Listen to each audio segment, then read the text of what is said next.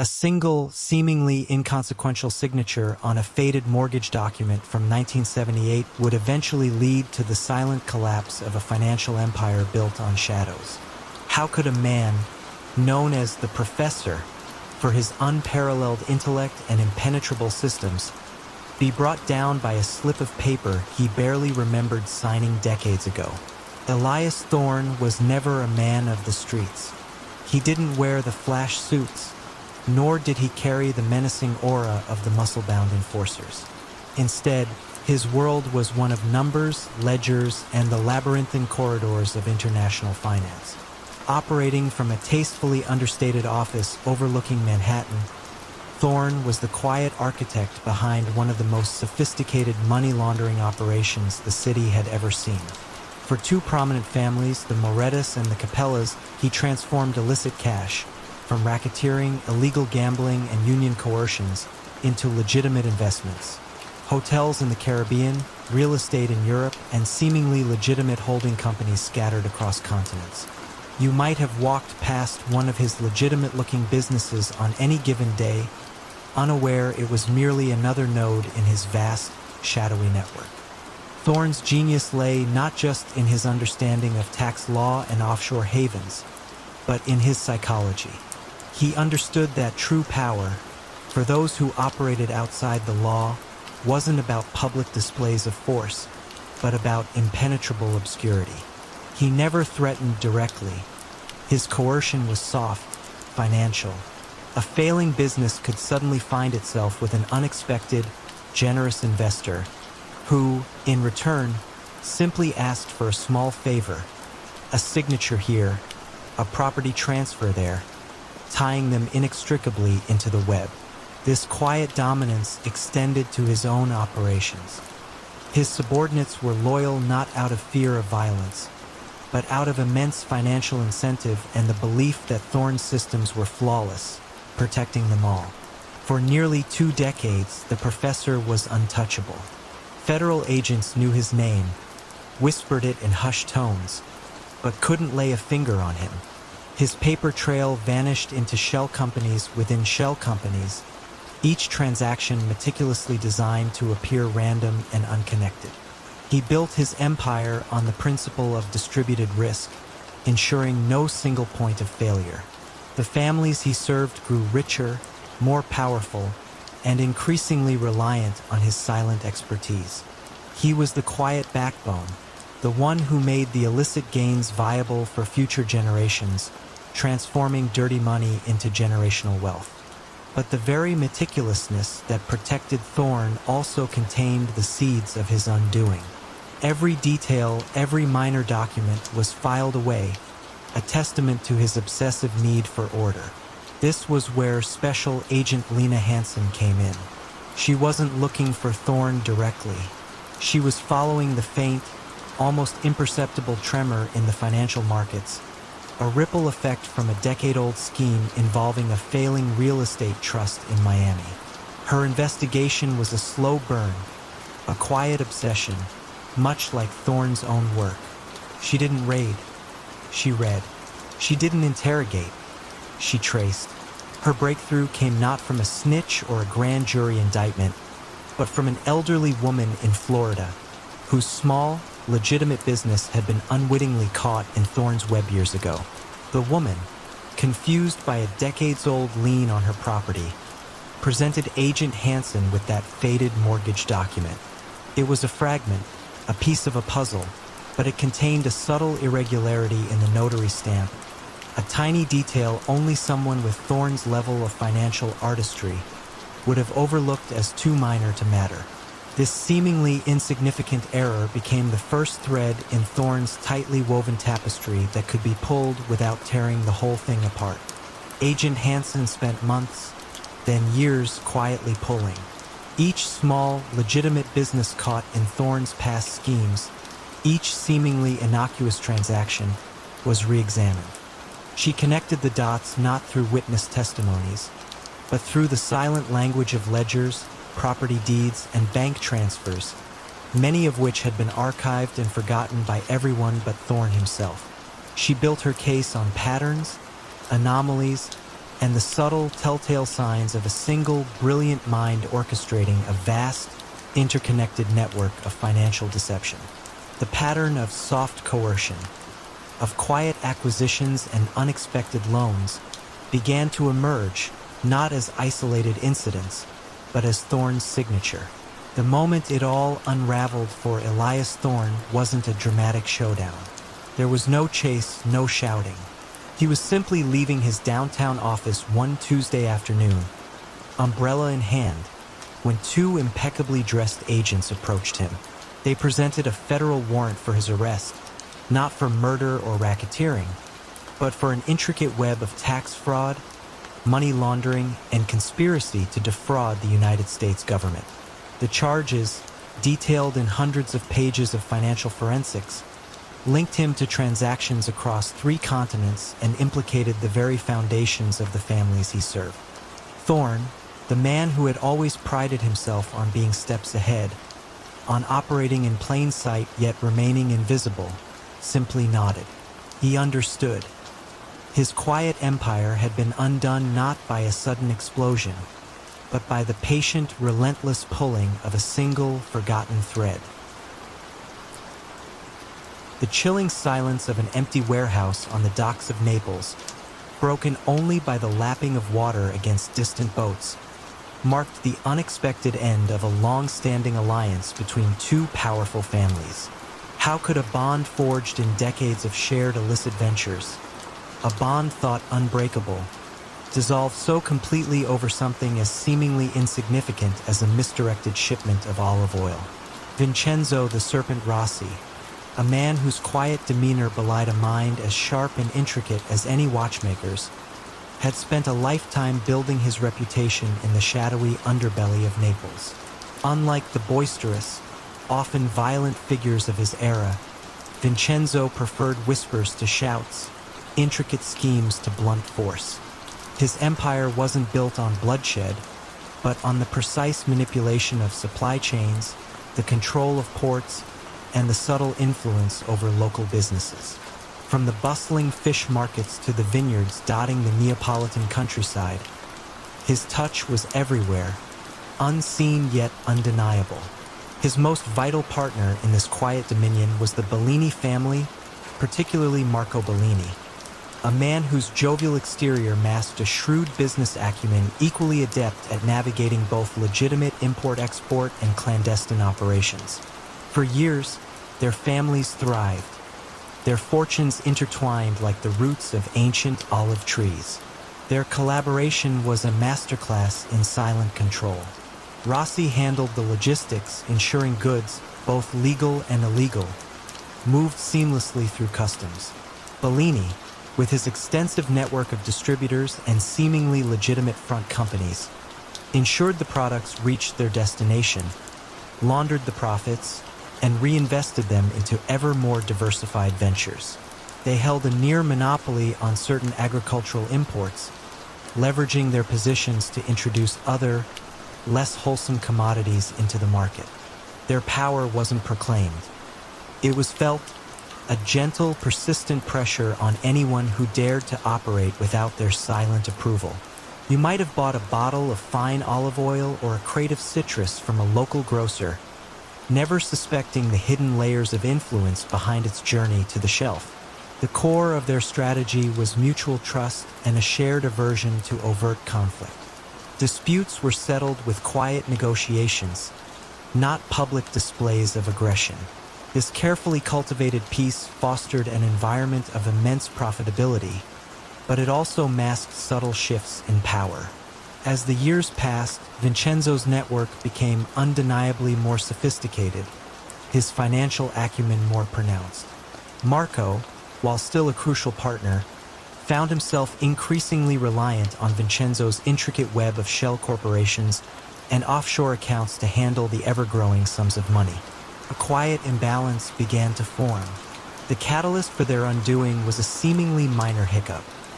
A large shipment of high-grade olive oil, intended for the Bellini family's legitimate distribution network in Germany, was mysteriously diverted.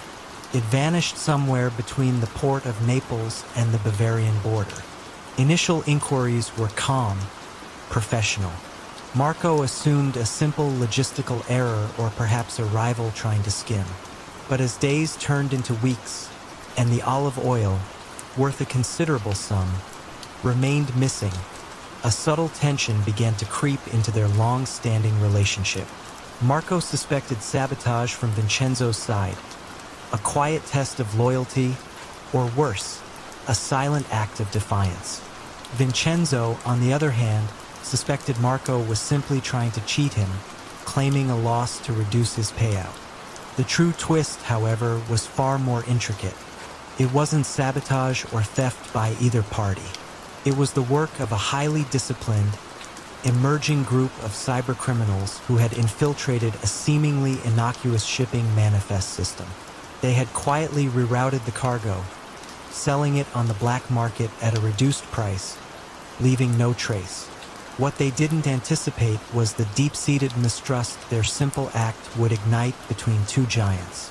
Marco, infuriated by the financial loss and perceiving a deep betrayal, began to take subtle actions to undermine Vincenzo's operations. He started delaying payments, rerouting small legitimate shipments to other, less connected partners, and quietly spreading rumors about Vincenzo's declining influence. Vincenzo, ever the strategist, observed these subtle shifts. He didn't react with anger. He reacted with cold calculation. He began to slowly, methodically isolate Marco's legitimate businesses from the very financial lifelines he had created for them. Loans were subtly recalled, credit lines quietly frozen, and crucial customs clearances suddenly became inexplicably difficult. The unraveling wasn't marked by gunfire or dramatic arrests, but by the slow, agonizing strangulation of Marco Bellini's financial empire. One by one, his legitimate companies, starved of capital and suffocated by unexpected bureaucratic hurdles, began to falter. The missing olive oil had been merely the spark. The true fire was the silent, calculated dismantling of a relationship. Marco found himself trapped in a financial labyrinth built by his former partner, unable to access funds, unable to ship goods, his every move anticipated and countered. Eventually, Marco was forced to confront Vincenzo, not with threats, but with a plea. He met him in that same silent, empty warehouse on the docks, the one that had witnessed so many successful clandestine transfers over the decades. Marco confessed his financial ruin, not understanding how it had happened so completely. Vincenzo simply looked at him, his expression unreadable. "You believed I was a partner, Marco," he said softly, "but you forgot who built the tracks." The quiet, methodical betrayal had left Marco with nothing, his empire quietly collapsing under the weight of its own severed connections. Vincenzo, the serpent, had demonstrated that the most effective way to eliminate a rival was not through violence, but through the precise, silent severing of their financial lifeblood. The sudden, unexplained vanishing of a high-profile district attorney's most trusted legal assistant, just weeks before a landmark trial against a notorious crime syndicate, sent a chilling ripple through the city's legal circles. How could someone so deeply embedded in the intricacies of the case simply disappear, leaving no trace but a faint scent of fear in her wake? Eleanor Vance was an enigma wrapped in tweed. She wasn't a gangster, nor did she harbor any secret criminal aspirations. She was, by all accounts, a brilliant, meticulous legal mind, the kind who found solace in the precise language of statutes and the labyrinthine details of financial transactions. Her boss, District Attorney Robert Maxwell, called her his human bloodhound for her uncanny ability to sniff out inconsistencies and follow the faintest scent of wrongdoing. It was Eleanor who had painstakingly assembled the mountain of evidence against the notorious Moretti crime family, a network that had held a quiet stranglehold on the city's construction industry for decades through a sophisticated blend of bid rigging, labor racketeering, and subtle threats that rarely escalated beyond a whispered word or a carefully timed accident. The Morettas, led by the outwardly charming but inwardly ruthless Angelo, the architect Moretti, operated with an almost invisible touch. Their power wasn't in flashy displays of violence, but in their control over every brick laid, every girder hoisted in the city. They ensured that only their concrete companies got the big contracts, only their union-affiliated workers were hired, and any competitor who dared to challenge their dominion found themselves facing inexplicable delays, equipment breakdowns, or sudden, crippling strikes. It was a soft coercion, a gentle squeeze that slowly drained the life out of anyone who resisted. Eleanor's case against them was meticulous, built on a mountain of shell company documents, laundered payments disguised as legitimate consulting fees, and anonymous tips from contractors who had finally reached their breaking point. Eleanor worked tirelessly, often late into the night, piecing together the financial puzzle. She understood that to truly bring down the Morettas, one couldn't merely target the street-level enforcers. One had to dismantle the financial scaffolding that allowed their empire to stand. She traced illicit funds through layers of offshore accounts, identified phantom subcontractors, and meticulously documented how inflated bids funneled millions into the Moretti coffers, disguised as legitimate business expenses. Her mind was a steel trap, her memory for detail legendary. She knew the case and the Moretti family's intricate operations better than anyone. As the trial date loomed, the pressure intensified. Eleanor, usually unflappable, began to show subtle signs of strain.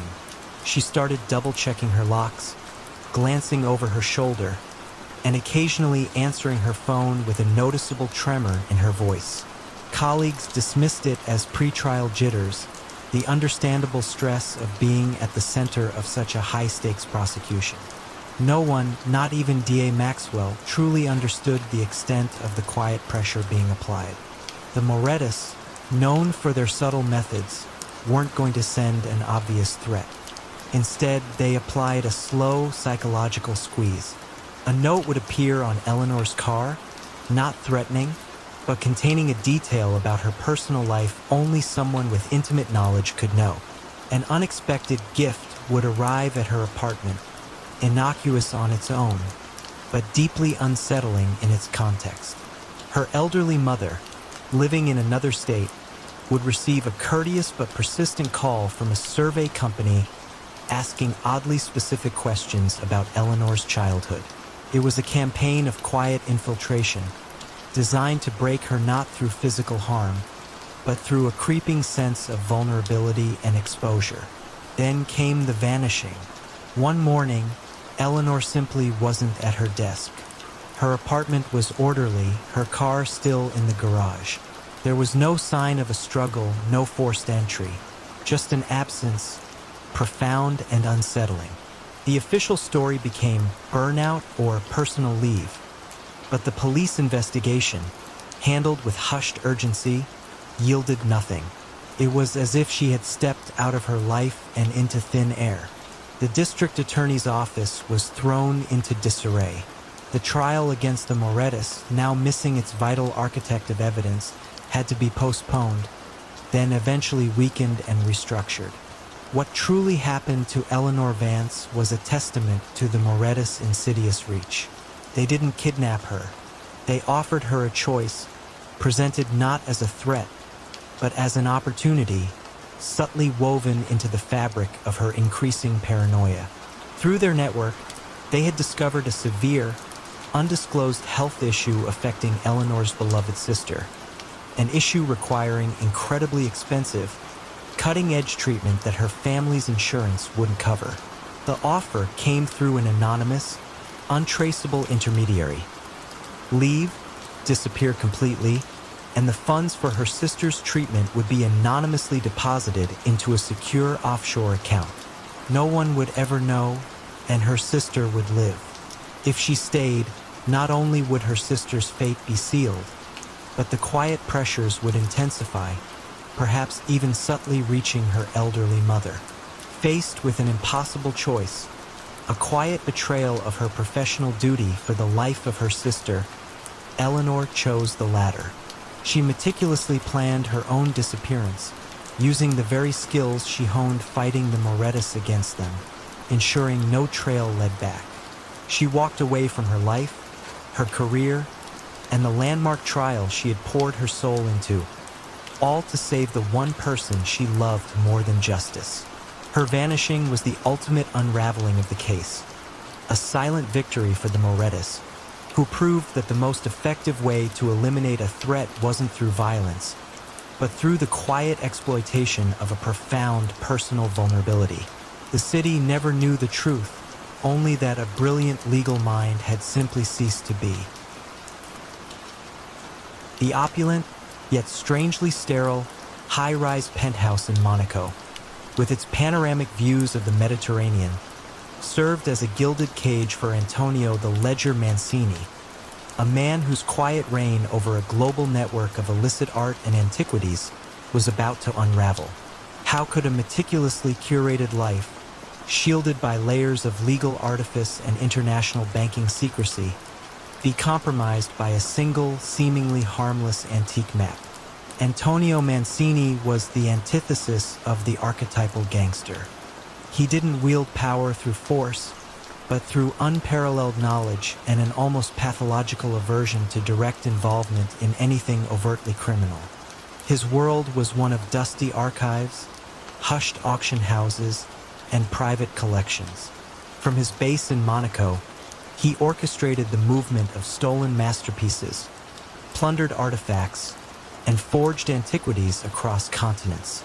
His clients were not street criminals but discreet, wealthy individuals, sometimes even legitimate museums, eager to acquire rare pieces without asking too many questions about provenance. Mancini's genius lay in his ability to legitimize these items through a dizzying array of shell companies, false provenances, and carefully placed bribes within corrupt government agencies. He was the quiet broker, the financial ghost who made the impossible seem effortlessly legal. His operations were a masterclass in soft coercion and sophisticated money laundering. A struggling private collector might find themselves approached by a polite, well-dressed intermediary, offering an irresistible sum for a family heirloom, no questions asked. A curator at a prestigious museum might receive an anonymous donation of a significant artifact, accompanied by meticulously fabricated paperwork. Mancini's network of art dealers, restorers, and shipping companies were legitimate fronts, their daily operations indistinguishable from any other high-end business. The real value, the true illicit profit, was laundered through a complex system of art appraisals, sales, and resales, creating layers of legitimate-looking transactions that obscured the original illicit acquisition. You could have admired a beautiful painting in a gallery, completely unaware that its journey to that wall was meticulously orchestrated by the ledger. For years, Mancini operated with near impunity. Law enforcement agencies in Italy, France, and the United States knew of his existence, suspected his involvement in countless cultural heritage crimes, but could never pin anything concrete on him. His paper trail was a masterpiece of misdirection, each transaction appearing legitimate, each ownership transfer seemingly above board. He kept no physical ledgers, relying instead on an encrypted, proprietary digital system accessible only to him. His power was in his discretion, his invisibility. The first crack in Mancini's impeccable facade appeared not from a police raid, but from the quiet dedication of a young, impassioned art historian named Dr. Clara Beaumont. Clara wasn't a detective. She was an academic, obsessed with provenance research, particularly the undocumented looting of historical sites during periods of conflict. Her focus was an ancient manuscript, a rare 16th century map of the Mediterranean, which had mysteriously appeared in a private collection after being declared lost for decades. The map itself wasn't particularly valuable, certainly not compared to the other treasures Mancini dealt in, but its sudden reappearance after being missing for so long intrigued Clara. Clara spent months in dusty archives, cross-referencing old auction catalogs, obscure academic papers, and even family histories. She wasn't looking for a criminal. She was looking for a narrative, the true story of the map's journey. What she discovered was a tiny, almost imperceptible detail. A unique, faded ink stamp on the back of the map, a private mark from a long-defunct, obscure library in southern Italy. This mark, meticulously documented in one of the library's forgotten inventories, proved the map had been part of a collection looted during World War II, a fact completely absent from its current provenance papers. This single, seemingly harmless antique map became the thread that pulled at Mancini's intricate tapestry. Clara, recognizing the discrepancy, quietly shared her findings with Interpol's Art Crime Unit, specifically with Agent Du Bois, a seasoned investigator who had chased ghosts for years. Du Bois wasn't interested in the map's value. He was interested in the pattern. He knew Mancini operated by establishing seemingly legitimate first sales to create a clean provenance. The map's falsified history was a small but undeniable crack in that system. Agent Du Bois, using Clara's meticulous research, began to trace the flow of other rediscovered artifacts and artworks that bore similar, subtle inconsistencies in their provenances. He didn't look for obvious illicit transactions. He looked for the quiet whispers of a false history, the slight imperfections in a perfectly crafted lie. He used the digital footprint of the legitimate art businesses Mancini used as fronts, observing patterns of large, sudden transfers of funds, disguised as art sales that didn't quite align with market values. The unraveling was slow, methodical. Du Bois couldn't breach Mancini's encrypted system, but he could map the physical movement of the art and the corresponding flow of money through the legitimate banking system. He built a case not on a single dramatic bust, but on a mountain of quiet discrepancies, each leading back to the same intricate web of shell companies and the same ultimate beneficiary, Antonio Mancini. The moment it truly unraveled for Mancini wasn't a raid on his penthouse. It was a freezing of his primary Swiss bank accounts, followed by a simultaneous seizure of dozens of legitimate artworks and properties across Europe and the US that had been used in his laundering schemes. He was caught not with a smoking gun, but with an overwhelming cascade of meticulously documented financial fraud, false provenance, and conspiracy to traffic in stolen cultural property. The arrest, when it finally came, was quiet, almost courteous, in his penthouse. Mancini, surrounded by his treasures, simply looked out at the Mediterranean. His perfect, quiet world had been exposed, not by a violent confrontation, but by the relentless pursuit of a single, forgotten mark on an old map. The almost imperceptible tremor in the foundation of a once unshakable casino in Atlantic City signaled the quiet beginning of the end for a man who had built an empire on calculated risks and unwavering loyalty. How could a kingpin, whose word was law in the high-stakes world of illegal gambling and offshore sports betting, be brought down not by a federal task force, but by the disloyalty of a single, seemingly insignificant numbers runner named Sal? Vincent the Viceroy Costello was an imposing figure, not through brute strength, but through a formidable intellect and an almost mystical understanding of odds. From his plush, yet discreet, office above his flagship Atlantic City casino, he controlled a sprawling network of illegal bookmakers, offshore betting rings, and underground poker games that stretched from the boardwalk to the distant shores of the Caribbean.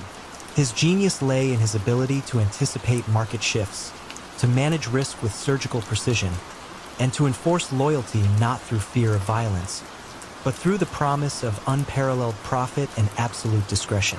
He offered a clean way for gamblers to place bets and for illicit money to be washed through the seemingly legitimate flow of casino revenue. Costello's empire was a masterclass in quiet coercion and sophisticated financial manipulation. He didn't threaten, he absorbed, A local bookie struggling to keep up with an emerging competitor might find Costello's discreet representatives offering generous financial assistance in exchange for a percentage of their take, slowly pulling them into his orbit. Those who resisted found their operations mysteriously plagued by technical issues, their best clients suddenly lured away by irresistible odds from unknown sources, or their lines of credit abruptly severed. It was a slow financial asphyxiation designed to bring competitors to their knees without a single raised voice or spilled drop of blood. The money, once earned, was meticulously laundered through the casino's daily cash flow, then funneled into legitimate investments in real estate, restaurants, and entertainment venues, making Costello an untouchable figure in the city's legitimate business circles. For nearly 30 years, the Viceroy was untouchable. He cultivated a public image as a shrewd, legitimate businessman, a pillar of the Atlantic City community. The federal agencies knew he was at the apex of the illegal gambling world, but his financial records were pristine, his operations seemingly above reproach. He never personally touched illegal cash, never directly issued a threat. Everything was handled through layers of trusted intermediaries, each compartmentalized, each loyal to him, they thought, above all else. The unraveling began not with a grand investigation, but with Sal, a quiet, unremarkable numbers runner in South Philadelphia. Sal wasn't a major player. He was a cog in Costello's vast machine, collecting bets from small-time gamblers and passing them up the chain. Sal had a secret, a quiet desperation. His daughter was gravely ill, requiring an experimental treatment that his meager earnings, even with Costello's generous payouts, couldn't cover. He turned to a loan shark, someone outside Costello's network, a desperate measure he knew would incur the Viceroy's wrath if discovered. The loan shark, however, was a low-level informant for the FBI, feeding them crumbs in exchange for lenient treatment. When Sal, unable to repay, was squeezed, he wasn't threatened with physical violence. Instead, the loan shark's handler, Agent Miller, saw an opportunity. Miller wasn't interested in the loan shark. He was interested in the desperation of a man on the fringes of Costello's empire. He offered Sal a deal: immunity from his gambling activities and financial assistance for his daughter's treatment. In exchange for one simple thing: access to Costello's digital betting platform. Sal was initially terrified, caught between two impossible choices. But the love for his daughter outweighed his fear of Costello. He didn't have direct access to Costello's inner circle, but as a numbers runner, he had an account on the intricate, encrypted online betting platform Costello had pioneered years ago. This platform, designed for anonymous betting and instant payouts, was the silent heart of Costello's operation, handling millions in wagers every day. Agent Miller didn't ask Sal to betray Costello directly. He asked Sal to do what he always did: place bets, record outcomes. But for 1 week, Sal was to make subtle, almost imperceptible changes to the way he recorded a fraction of his payouts on the platform, creating tiny, unnoticeable discrepancies that, when aggregated across hundreds of runners, would form a subtle yet distinct pattern. It wasn't about catching a specific illegal bet. It was about creating a digital fingerprint, a hidden signature of Costello's system. The moment it all unraveled for Vincent Costello wasn't a sudden explosion, but a quiet, almost imperceptible shift in the financial data. Agent Miller's team, using the tiny discrepancies seeded by Sal and other similarly turned low-level operatives, developed an algorithm that could identify the specific, unique patterns of Costello's betting platform, even through its sophisticated encryption. They then cross-referenced these patterns with legitimate casino revenue streams, exposing how the illegal wagers were being meticulously laundered, creating a parallel, ghost economy within the casino's seemingly clean books. The arrest came not on the casino floor, but in Costello's private office. He was presented with binders of financial data, digital footprints, and algorithmic analyses that meticulously detailed his decades-long operation, all derived from the subtle discrepancies created within his own unbreakable system. There were no snitches, no dramatic confessions, just irrefutable data. Costello, surrounded by the silence of his opulent office, simply picked up a remote and turned off the muted sports highlights playing on his large screen. He had built an empire on predicting odds and controlling variables, but he had underestimated the quiet desperation of a father and the methodical patience of an agent willing to chase the smallest digital whispers. His empire had crumbled not from a direct assault, but from 1,000 tiny, internal compromises, like quiet termites eating away at a seemingly solid foundation. The crumpled, discarded photograph of a forgotten seaside villa, found in the refuse of a modest Parisian apartment, was the first whisper of a truth that would shatter a carefully constructed illusion of legitimacy. How could a man, who had cultivated an image as a philanthropic industrialist and lived openly as a respected member of society, be unmasked by a faded image linking him to a past he had meticulously buried for decades? Jean-Pierre Dubois, known publicly as a visionary in the French steel industry and a quiet benefactor of numerous charities, was a master of reinvention. From his elegant Parisian townhouse, he exuded an aura of calm sophistication, a stark contrast to his brutal origins. Before the war, Dubois was Armand the Calculator Valois, a ruthless black marketeer who had amassed a vast fortune through the desperate times of occupied France. His operations weren't about overt violence, but about exploitation, cornering markets on essential goods, manipulating currency rates, and orchestrating the quiet seizure of assets from those deemed undesirable by the regime. His wealth was built on scarcity, fear, and a chillingly precise understanding of human desperation. After the war, Valois meticulously purged his past. He changed his name, acquired new identities, and used his ill-gotten gains to invest in legitimate, booming industries. He donated heavily to war orphanages, contributed to rebuilding efforts, and invested in French infrastructure, effectively laundering his blood money through public good works. His charisma and sharp intellect allowed him to seamlessly integrate into high society, befriending politicians, judges, and prominent industrialists. You might have seen his name on a plaque at a renovated hospital wing, completely unaware of the shadowy origins of the generosity. Dubois's strategy was one of quiet dominance. He didn't threaten, he purchased influence. Legal challenges to his business practices mysteriously disappeared. Regulatory hurdles for his new ventures were smoothly cleared.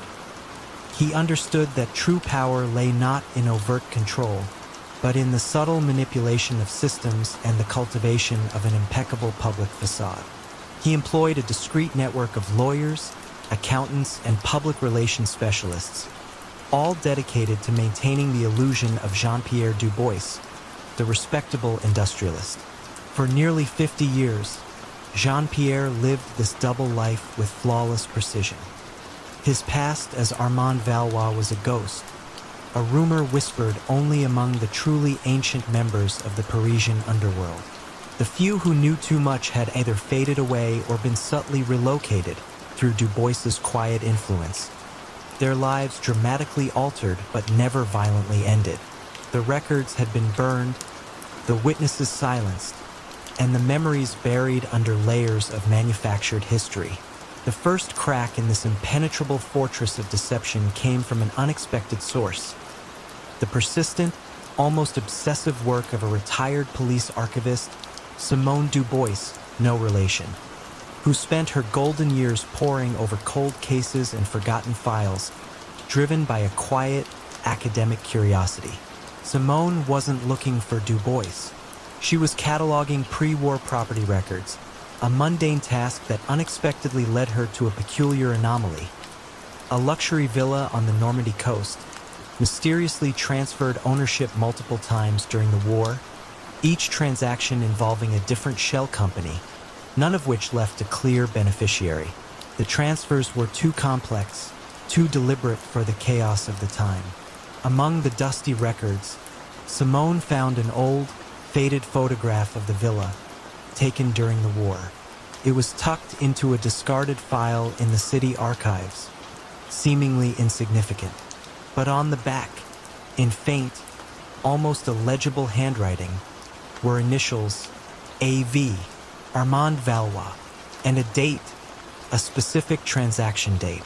Simone, with her meticulous eye, noted the precise alignment of shadows in the photograph, the unique architecture of a small garden folly, details that matched the current, publicly owned villa still standing today.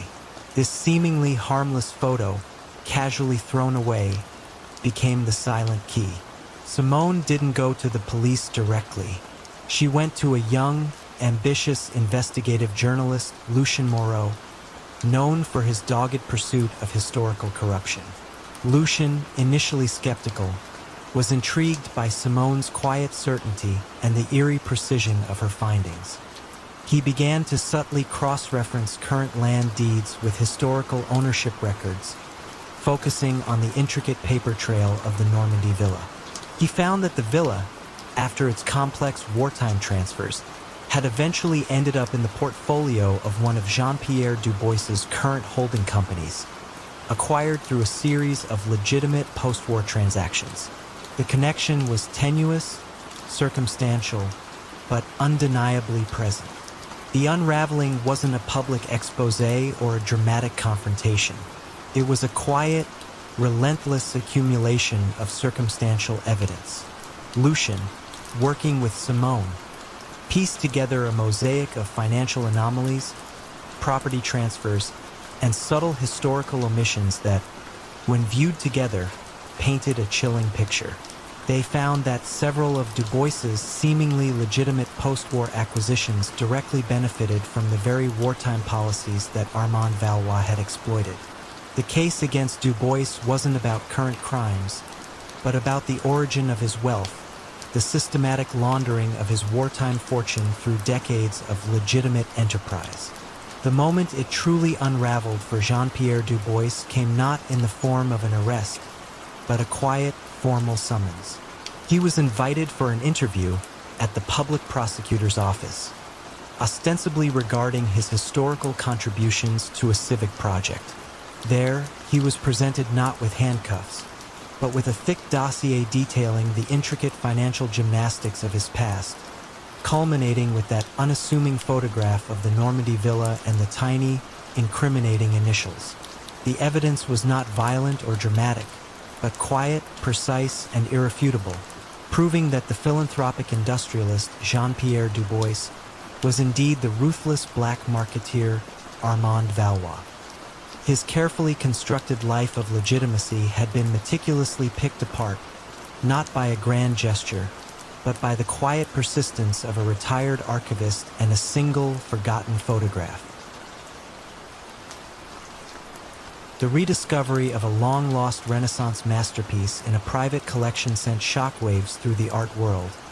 Yet a seemingly insignificant speck of dust embedded in its varnish would ultimately prove to be its silent undoing.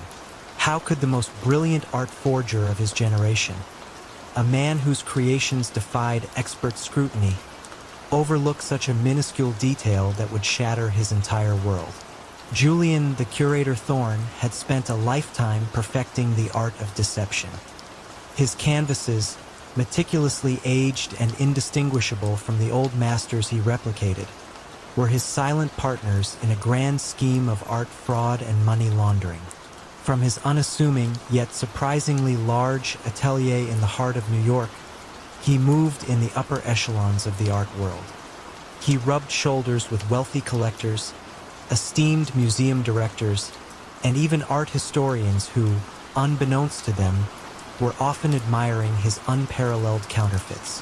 Thorne's genius lay not just in his artistic skill, but in his obsessive understanding of art history, historical pigments, and the subtle nuances of natural aging.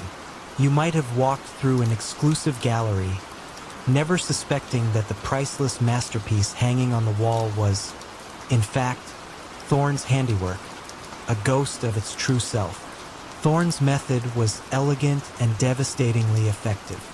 He would identify legitimate but perhaps less famous pieces for sale. He would acquire them, then create an exact, flawless replica, sometimes even improving upon the original's condition.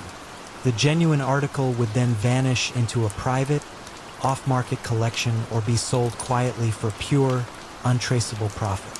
The replica, however, would be subtly introduced back into the legitimate art world, sometimes through an unwitting auction house, sometimes as a discovery from a long-lost collection.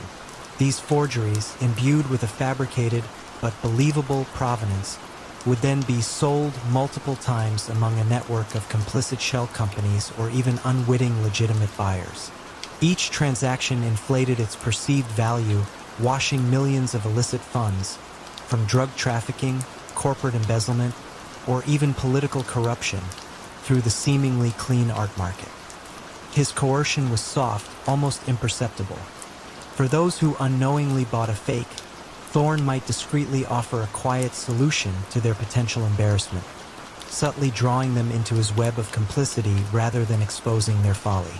For nearly 2 decades, Thorne's forgeries fooled experts, passed traditional scientific scrutiny, and netted him and his silent partners billions. He was a phantom, a whisper in the art underworld, renowned among a select few for his impossible perfection. The very nature of his work, quiet, meticulous, and hidden in plain sight, made him untouchable. The unraveling began not with a detective's hunch or a whistleblower, but with Dr. Evelyn Reed, a young, brilliant art conservator. Evelyn specialized in microanalysis of historical pigments and materials, working with cutting-edge spectrography techniques that could analyze paint layers down to the molecular level. She was tasked with a minor restoration on a newly discovered 17th century Dutch landscape, an alleged Vermeer that had recently changed hands for a staggering sum, passing through one of the reputable auction houses Thorne often used. The painting had all the hallmarks of authenticity: the delicate brushstrokes, the play of light, the subtle network of craquelure that develops over centuries. As Evelyn meticulously cleaned the painting under a powerful, specialized microscope, her eyes caught an anomaly. Deep within the final varnish layer, almost invisible to the naked eye, was a tiny, almost microscopic fleck of brilliant blue, no larger than a grain of sand. It was a speck of modern synthetic ultramarine, a pigment not invented until the 19th century, a good 2 centuries after the painting was supposedly created. It was an anachronism, a single, impossible error in a seemingly perfect forgery. The speck was so small, so deeply embedded, it had likely been an accidental inclusion from a modern studio environment, perhaps from a brush Thorne had used on another, contemporary piece before meticulously working on the Vermeer. Evelyn, with her scientific precision, knew this tiny anachronism was irrefutable. It couldn't be explained away as a later restoration or contamination. She reported her findings quietly to her museum director, who, recognizing the gravity of the discovery, contacted Interpol's Art Crime Unit. Agent Richter, a quiet but relentlessly persistent investigator, took the lead. Richter didn't immediately reveal the forgery to the public. He used Evelyn's discovery as a silent key, a template.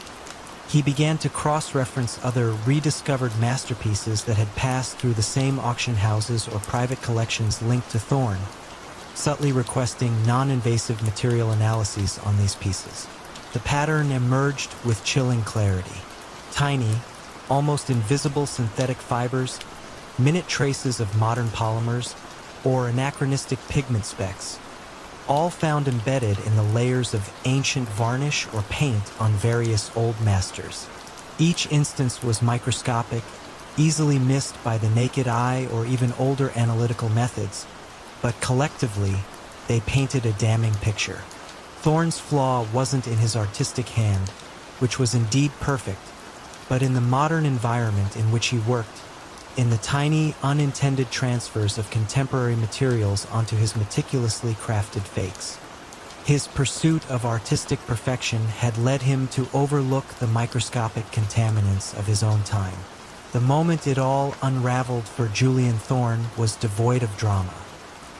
He was simply arriving at his atelier one crisp morning when Agent Richter, accompanied by a few quiet men in discreet suits, was waiting for him. They didn't produce a warrant for forgery. Instead, they presented binders filled with irrefutable scientific analyses and meticulously traced financial records. The evidence detailed vast financial fraud and money laundering, all intricately linked to the inflated sales of his masterpieces, each one now definitively identified as a forgery based on the irrefutable scientific analysis of those tiny, anachronistic specks. Thorne, the man who had woven an entire world from illusion, stood silently amidst his brushes and canvases. His empire had been brought down not by a rival, nor by a snitch, but by a microscopic piece of dust, a silent, irrefutable witness to his grand deception. The seemingly innocuous expansion of a modest ice cream parlor in Boston's North End, far beyond what local demand could justify, was the first quiet tremor that exposed a vast, hidden network of racketeering and extortion.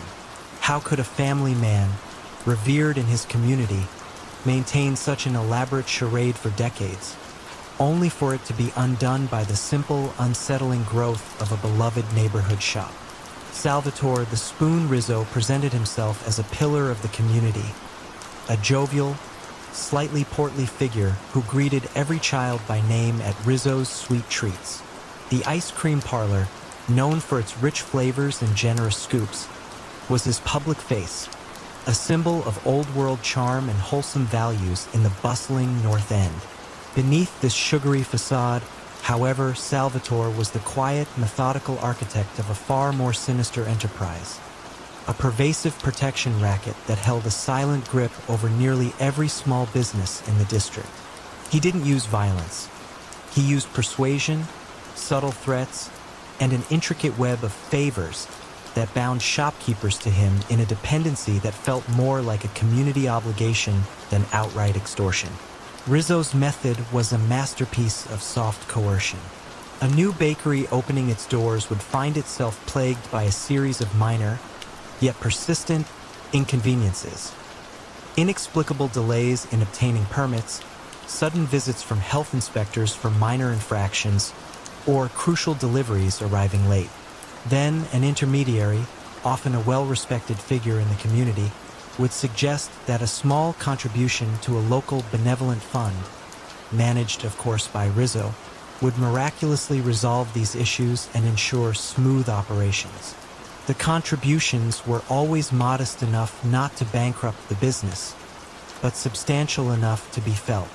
In return, businesses received genuine protection from other, more violent elements, from petty crime, and from the very bureaucratic hurdles Rizzo himself often orchestrated.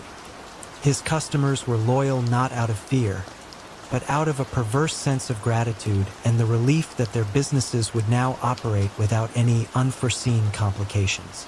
The ice cream parlor served as more than just a front. It was the quiet hub. It allowed Salvatore to observe, to listen to community chatter, and to project an image of unassuming benevolence.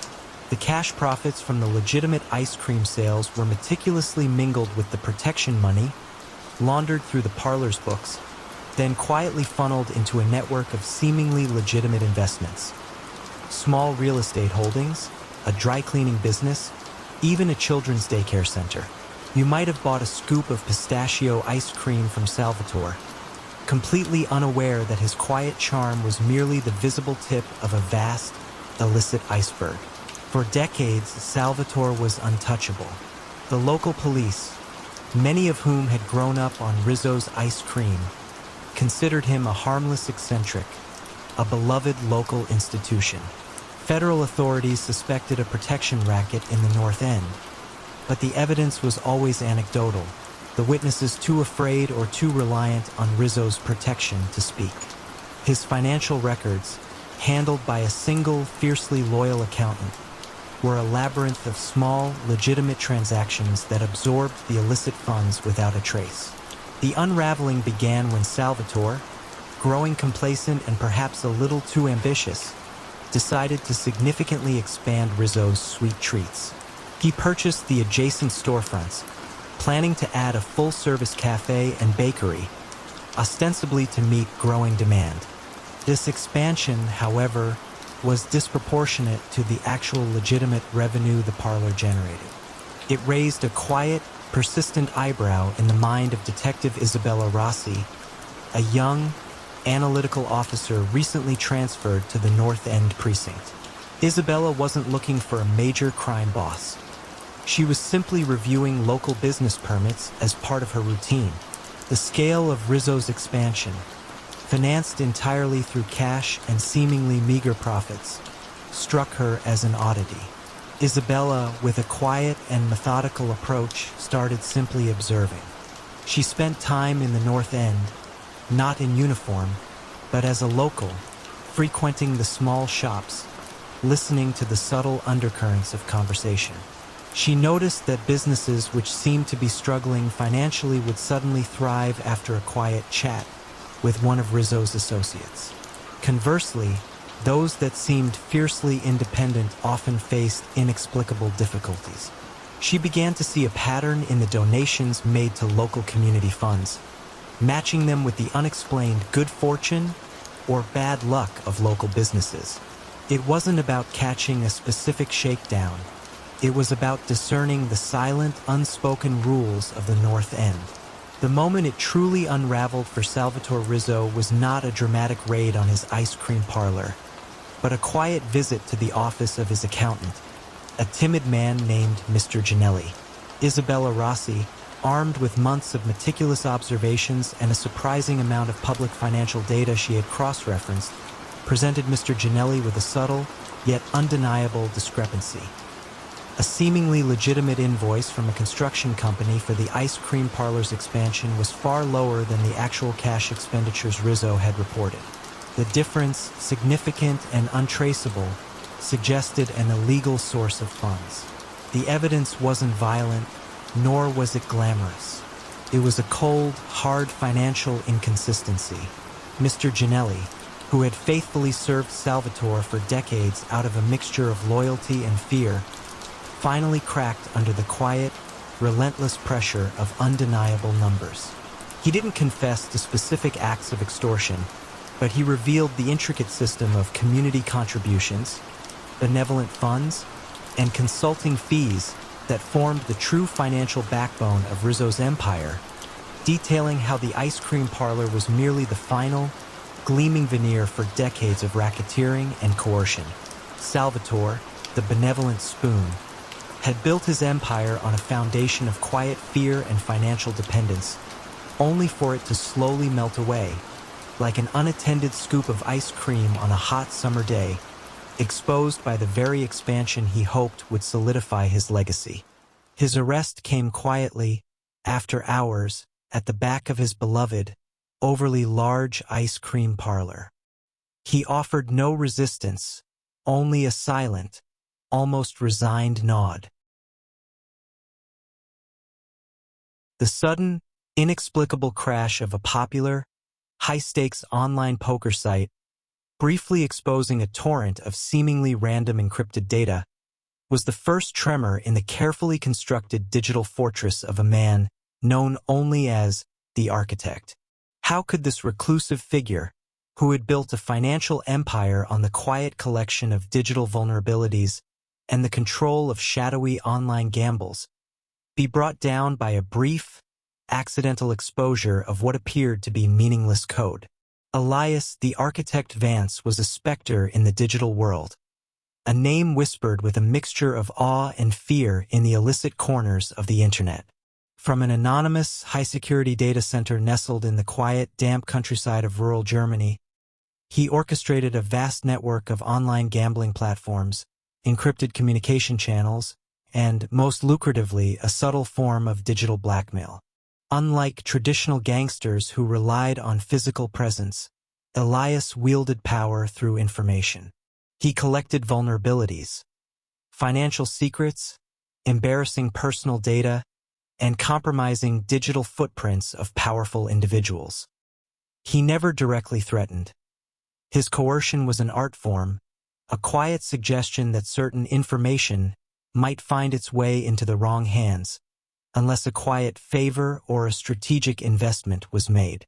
His online gambling platforms, seemingly legitimate on the surface, were sophisticated conduits for money laundering. Billions in illicit funds, from drug cartels to corrupt politicians, were washed through countless rounds of high-stakes poker, blackjack, and sports betting. The odds, naturally, were subtly skewed, ensuring a constant, quiet flow of profit.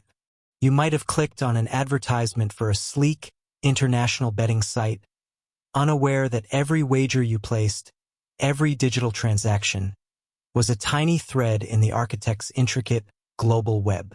Elias's genius lay in his absolute mastery of encryption and network security.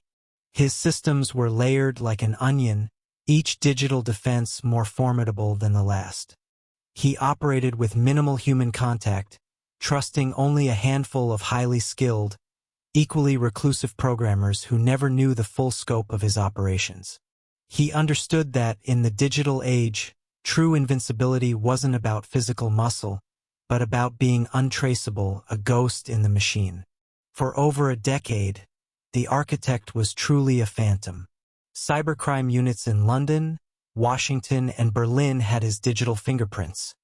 The unique coding styles, the obscure network routing patterns, but they couldn't find the man behind them. His server farms were protected by layers of shell companies and proxy servers. His financial transactions bounced through countless offshore digital currencies, making him an elusive target. The unraveling began not with a grand cyber attack, but with a quiet, persistent bug. One of Elias's high-stakes online poker sites, a particularly lucrative one, suffered a series of intermittent, unexplained crashes.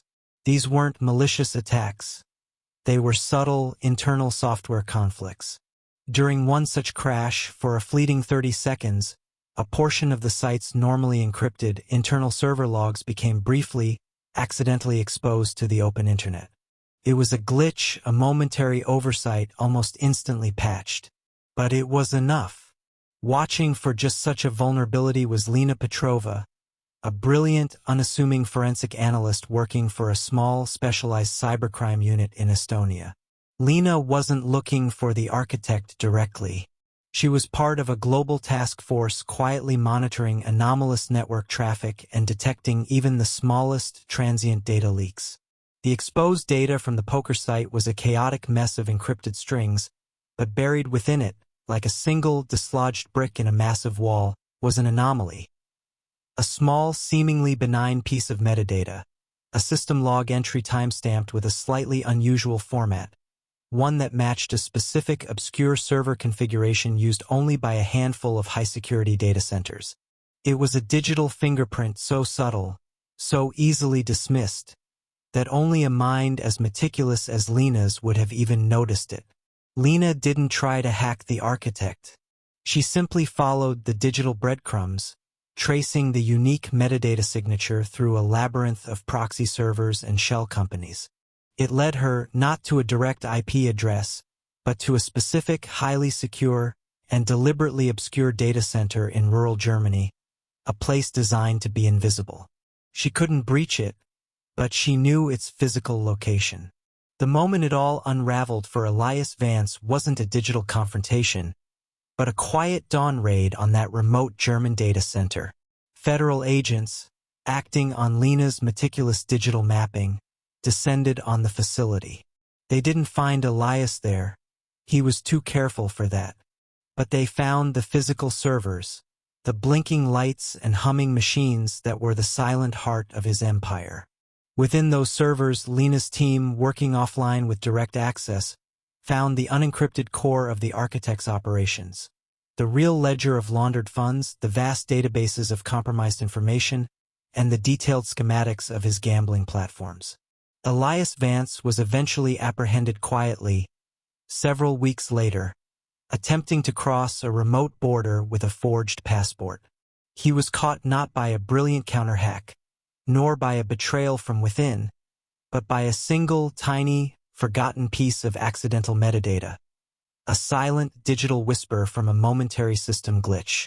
His meticulously constructed fortress, built on layers of digital obscurity, had been brought down not by force, but by a single, nearly invisible flaw, a silent testament to the idea that even in the most complex systems, perfection is an elusive dream.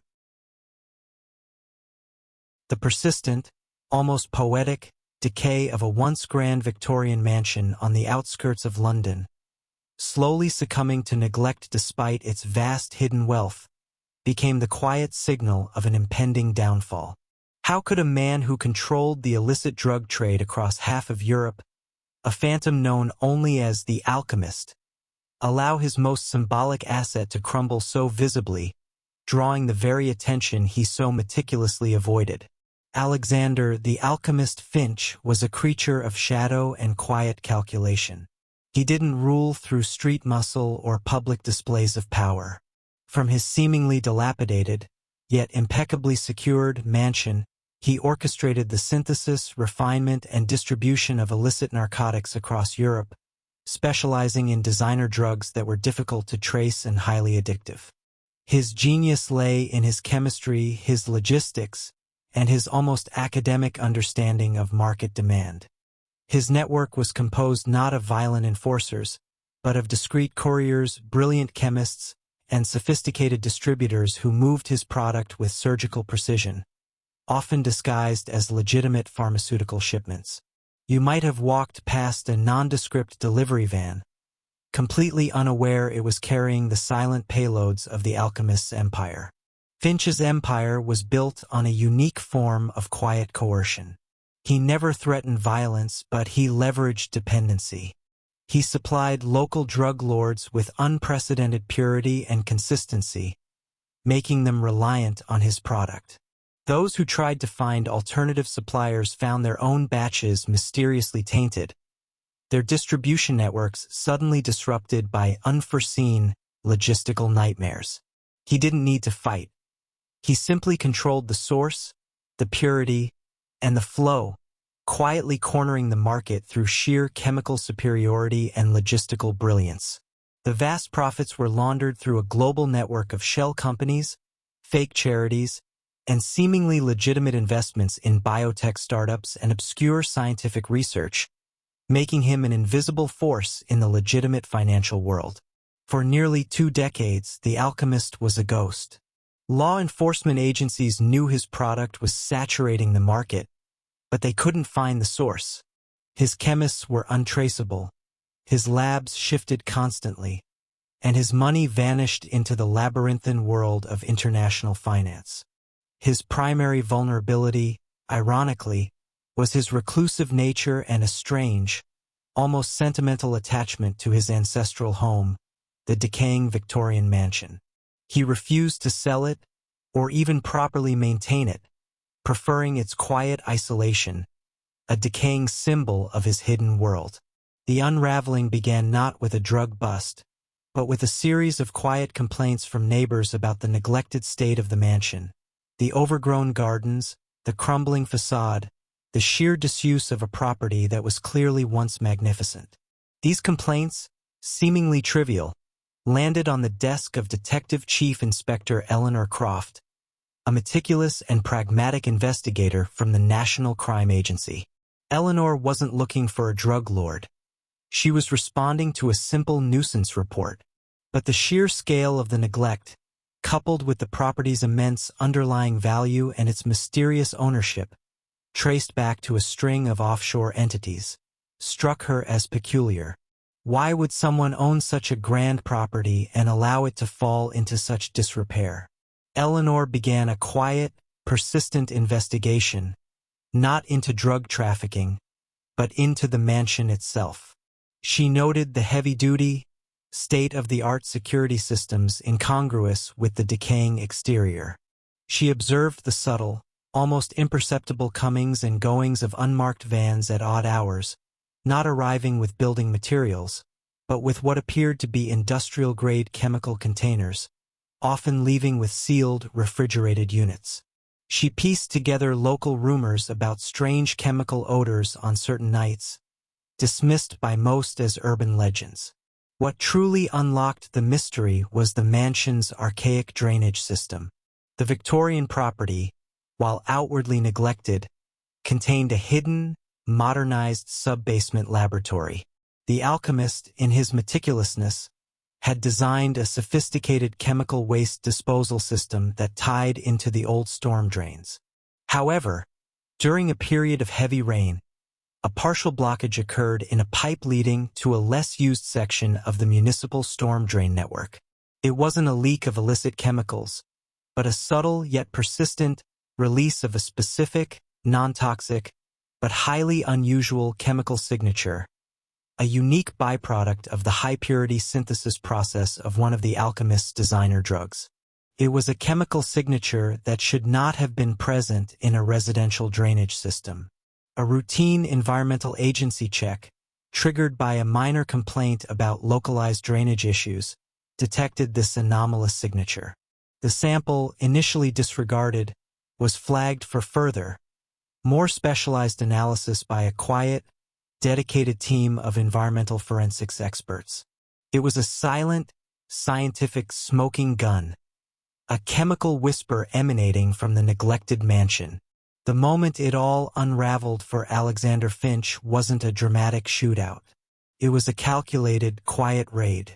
Eleanor Croft, now armed with irrefutable chemical evidence and months of meticulous surveillance, secured a warrant.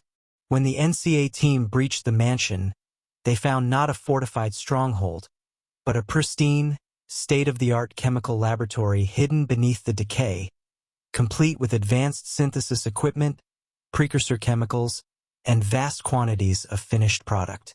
Finch himself was found in a small, meticulously organized study, surrounded by scientific journals, calmly reviewing chemical formulas. He offered no resistance, only a quiet, almost academic curiosity about how they had finally tracked him down. His empire, built on silent chemistry and hidden wealth, had ultimately been betrayed by the very essence of its operation. A single, unique chemical signature, slowly seeping into the public consciousness through a neglected, crumbling facade. The irony was palpable.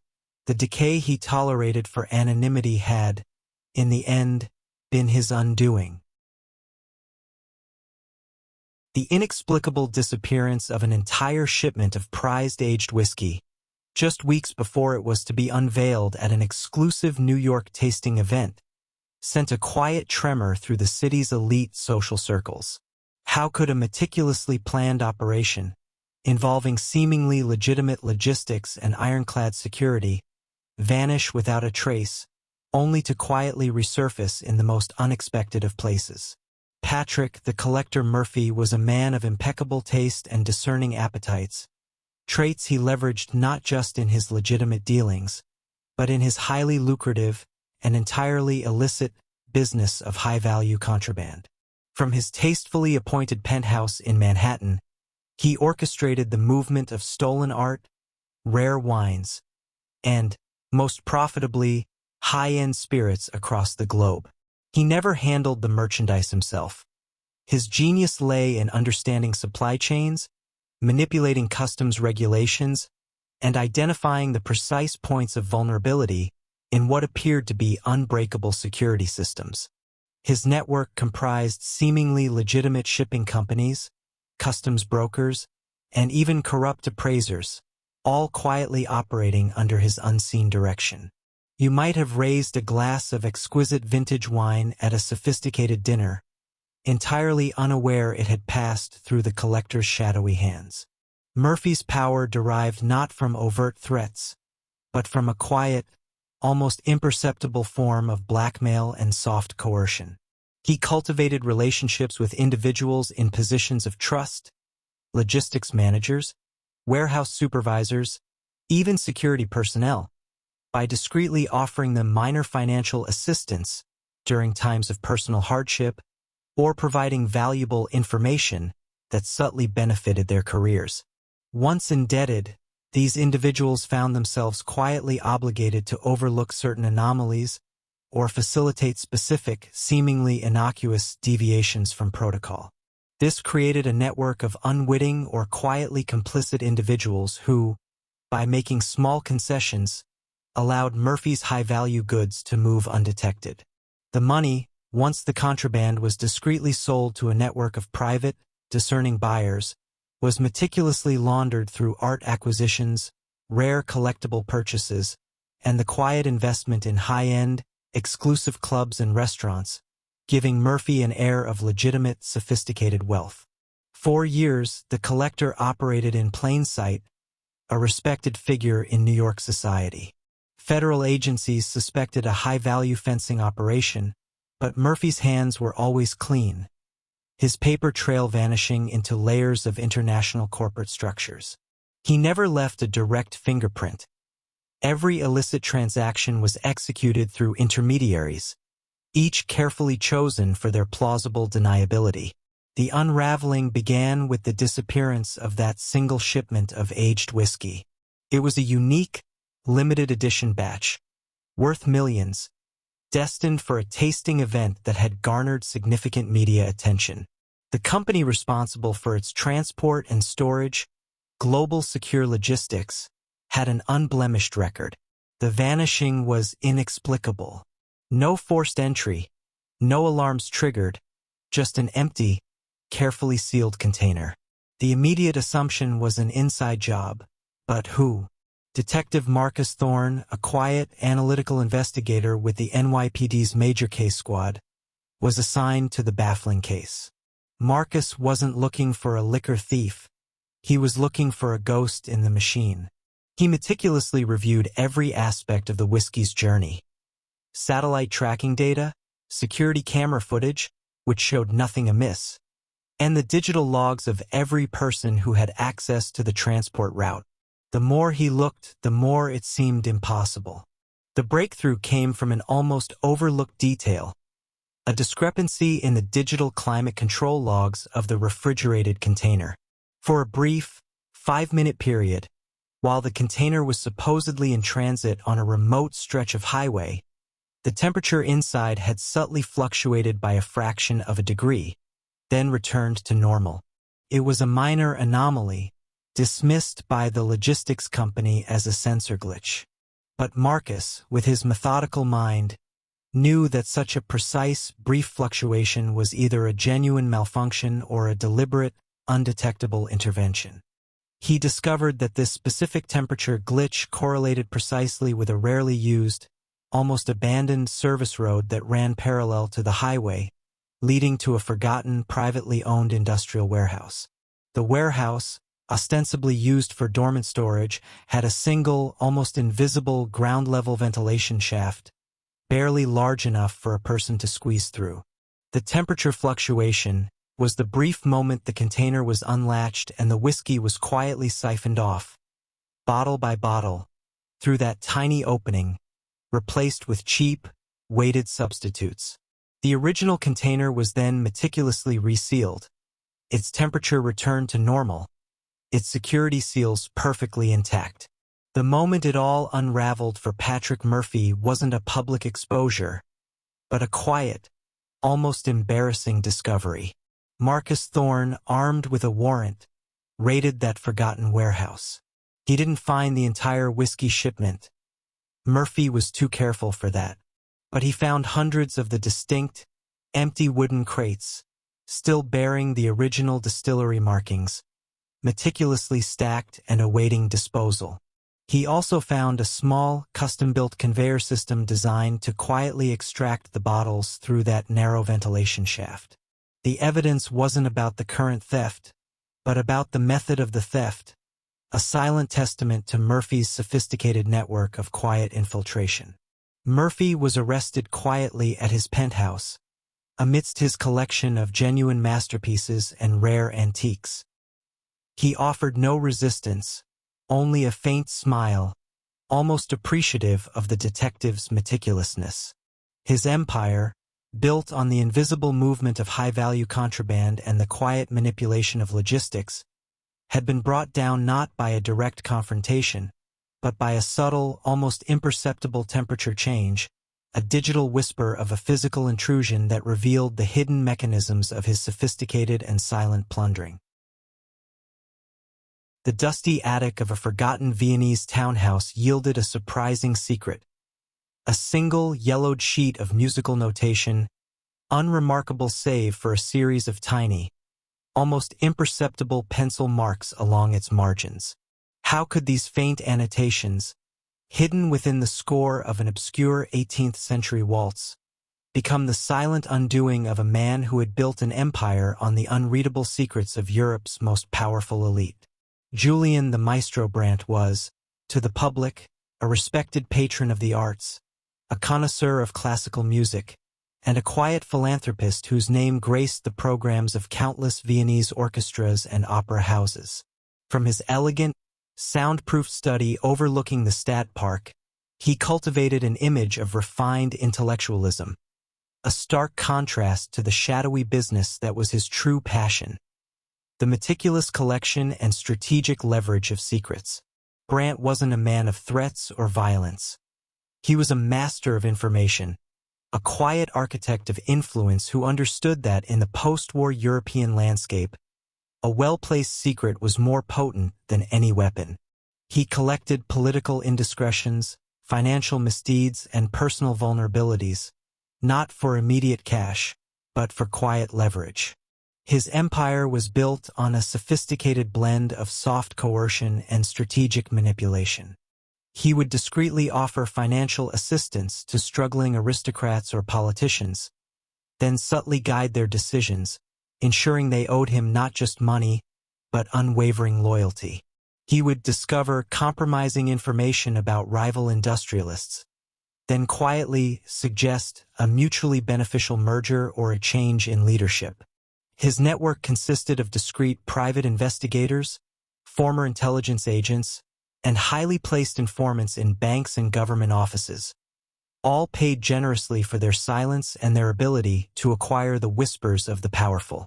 The vast sums generated from these veiled transactions were laundered through art acquisitions, property developments, and, ironically, his extensive patronage of the very cultural institutions he so publicly adored. You might have seen Brandt at the opera, a pillar of society, completely unaware that the subtle changes in the city's political landscape or the unexpected downfall of a business magnate were quietly orchestrated from his very seat. For nearly 4 decades, the maestro was untouchable. European intelligence agencies knew of his existence, suspected his vast influence, but could never find the direct link. His communications were always coded, his transactions layered, and his assets held through a dizzying array of offshore trusts and anonymous foundations. He never held a public office, never sought overt power. His control was always from the shadows, through the quiet influence he exerted over those who did. His only true indulgence was his vast collection of rare musical scores and instruments, a passion he cultivated with meticulous care. The unraveling began not with a leak or a betrayal, but with the quiet, persistent curiosity of Anna Richter, a young musicologist and the great-grandniece of Anton Vogel, a prominent industrialist who had mysteriously lost his fortune and reputation in the 1960s, a downfall many suspected Julian Brandt had orchestrated. Anna, cleaning out her late gray-tant's attic, stumbled upon an old, forgotten music album. Inside, among generic scores, was that single sheet of an obscure waltz by a little-known composer, dated to the turn of the 20th century. Anna, a meticulous scholar, noticed the pencil marks. Not musical annotations, but strange, almost imperceptible symbols that seemed to follow a hidden pattern. Driven by a scholar's instinct, Anna spent months, then years, meticulously analyzing the symbols, cross-referencing them with historical cryptography, and even old orchestral seating charts from Brandt's favorite opera house. What she eventually deciphered wasn't a direct secret, but a complex, almost poetic key. The notes on the sheet music didn't create a melody. They pointed, through a system of numerical and positional references, to specific entries in a rare, first edition collection of sheet music in Brandt's private library, a collection he publicly boasted about, believing it untouchable. Each note corresponded to a specific page number, line, and word in those other musical works. When compiled, these words formed fragments of names, dates, and locations.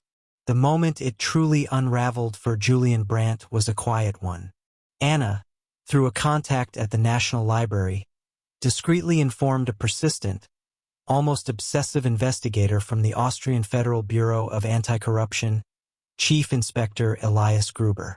Gruber wasn't interested in music, but Anna's meticulous work, combined with her detailed understanding of Julian Brandt's public life and private passions, gave him a precise target. Not a bank account, but a physical library. Armed with Anna's key, Chief Inspector Gruber, with a special court order, quietly seized Julian Brandt's private music collection. Within those rare editions, they found not just musical scores, but tiny, almost invisible microfiche hidden within the spines, containing meticulous, handwritten ledgers detailing decades of Brandt's illicit influence. The specific names, the leveraged secrets, the dates of quiet coercion, and the exact financial and political gains. His entire empire, built on the invisible whispers of secrets, had been meticulously documented in a secret, physical archive, hidden in plain sight, disguised as his beloved musical scores. Brandt, found calmly playing a sonata on his grand piano, simply stopped. He knew instinctively that the true melody of his life, discordant and ruthless, had finally been played for all to hear. The peculiar discovery of a single, perfectly preserved, albeit discarded, child's porcelain doll in a commercial landfill, far from any residential waste, was the first quiet ripple in the seemingly impenetrable empire of a man who controlled a city's very refuse. How could an operation built on ironclad contracts and silent coercion, stretching back decades, begin to unravel from such an unusual, out-of-place artifact? Vincent the Garbage Man Morello was not the kind of figure who commanded attention with loud proclamations or flashy displays of wealth. He was a man of quiet diligence, his days spent in the unassuming office of City Sanitation Services, the company that held the exclusive contract for waste collection and disposal for a sprawling American metropolis. To the public, Morello was a hard-working, almost civic-minded entrepreneur, dedicated to keeping the streets clean. But beneath this veneer of public service lay a vast network of racketeering, money laundering, and quiet coercion that had held countless businesses in its silent grip for over 30 years. Morello's genius lay in his understanding of essential services. He knew that for any business, large or small, waste disposal was non-negotiable. His system of control was a masterpiece of soft coercion. A small restaurant that refused to sign his exclusive waste removal contract might suddenly find its dumpsters mysteriously overflowing, its collections delayed for days, or its waste permits subtly audited. Competitors who dared to challenge his monopoly faced constant equipment failures, their trucks mysteriously breaking down on routes, or their own city contracts becoming inexplicably snarled in bureaucratic red tape. This gentle, persistent pressure invariably led them to capitulate, signing contracts with city sanitation services at inflated prices, disguised as premium service charges or environmental compliance fees. The money, once collected, was laundered through a dizzying array of phantom equipment purchases, inflated fuel costs, and non-existent consulting fees, all flowing back into Morello's legitimate real estate holdings and seemingly modest investment portfolios. The city ran like clockwork, its waste vanishing efficiently, its businesses quietly paying their dues.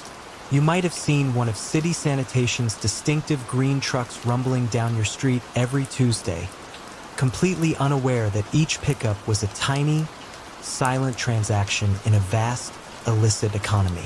Morello himself was meticulous. His records were clean, his employees loyal, and his operations so deeply embedded in the city's infrastructure that he seemed an unmovable force. The unraveling began not with an investigation into organized crime, but with a new city auditor, Amelia Chen. Amelia was not a detective, but a quiet, methodical numbers person, tasked with ensuring the city's waste management contracts were financially sound. Her attention was drawn to a minor discrepancy in the daily landfill logs. A sudden, anomalous increase in commercial waste from a specific industrial zone, yet with a corresponding decrease in recorded pickups from that same zone. It was a statistical oddity that didn't quite make sense. As she dug deeper, she discovered the porcelain doll, reported by a sharp-eyed landfill supervisor. The doll was a specific, unique collectible, definitely not industrial waste, and even more definitively not from the residential area where it was found. Its presence in a commercial waste stream, and then in the wrong landfill, was the first whisper of a problem. Amelia's investigation was a slow burn, fueled by quiet curiosity. She cross-referenced every detail: the type of doll, its known origins, the specific commercial area from which the commercial waste supposedly originated, and the exact routes of city sanitation trucks. She discovered that the doll had belonged to the young daughter of Mr. Peterson, the owner of a small, independent toy manufacturing company in the industrial zone. Mr. Peterson had recently refused to renew his waste contract with city sanitation services, citing their exorbitant prices. Soon after, his legitimate waste pickups became erratic, often missed entirely, forcing him to temporarily dispose of his factory's non-hazardous overflow, including some packaging and, unbeknownst to him, his daughter's discarded toy, by driving it to a local residential collection point. Amelia's meticulous work revealed that city sanitation services, under Morello's quiet direction, had been deliberately disrupting Mr. Peterson's legitimate waste collection, effectively pushing his small business to the brink, all because he wouldn't pay their inflated protection fees. The doll was a casualty of this quiet economic warfare, a mundane item that served as an undeniable physical link in the chain of subtle sabotage. Amelia didn't find threats or violence in the records. She found patterns of unexplained delays, sudden truck maintenance issues, and missing waste collection invoices, all designed to make life miserable for those who defied Morello. The moment it all unraveled for Vincent Morello was devoid of grand confrontation. Amelia Chin, armed not with a badge, but with binders full of meticulously compiled spreadsheets, truck logs, and landfill manifests, presented her findings to a federal prosecutor. The case wasn't about murder or drug trafficking. It was about decades of systematic racketeering, fraud, and antitrust violations, all laid bare by the quiet, irrefutable evidence extracted from the seemingly mundane world of garbage collection. The porcelain doll, carefully bagged and tagged, was presented as a silent, physical exhibit of Morello's insidious control. Morello, arrested quietly in his office, surrounded by the humming of his waste management empire, offered no resistance. His vast, dirty enterprise, built on controlling the ebb and flow of a city's refuse, had been brought down not by force, but by a quiet auditor who simply followed the path of a discarded child's toy.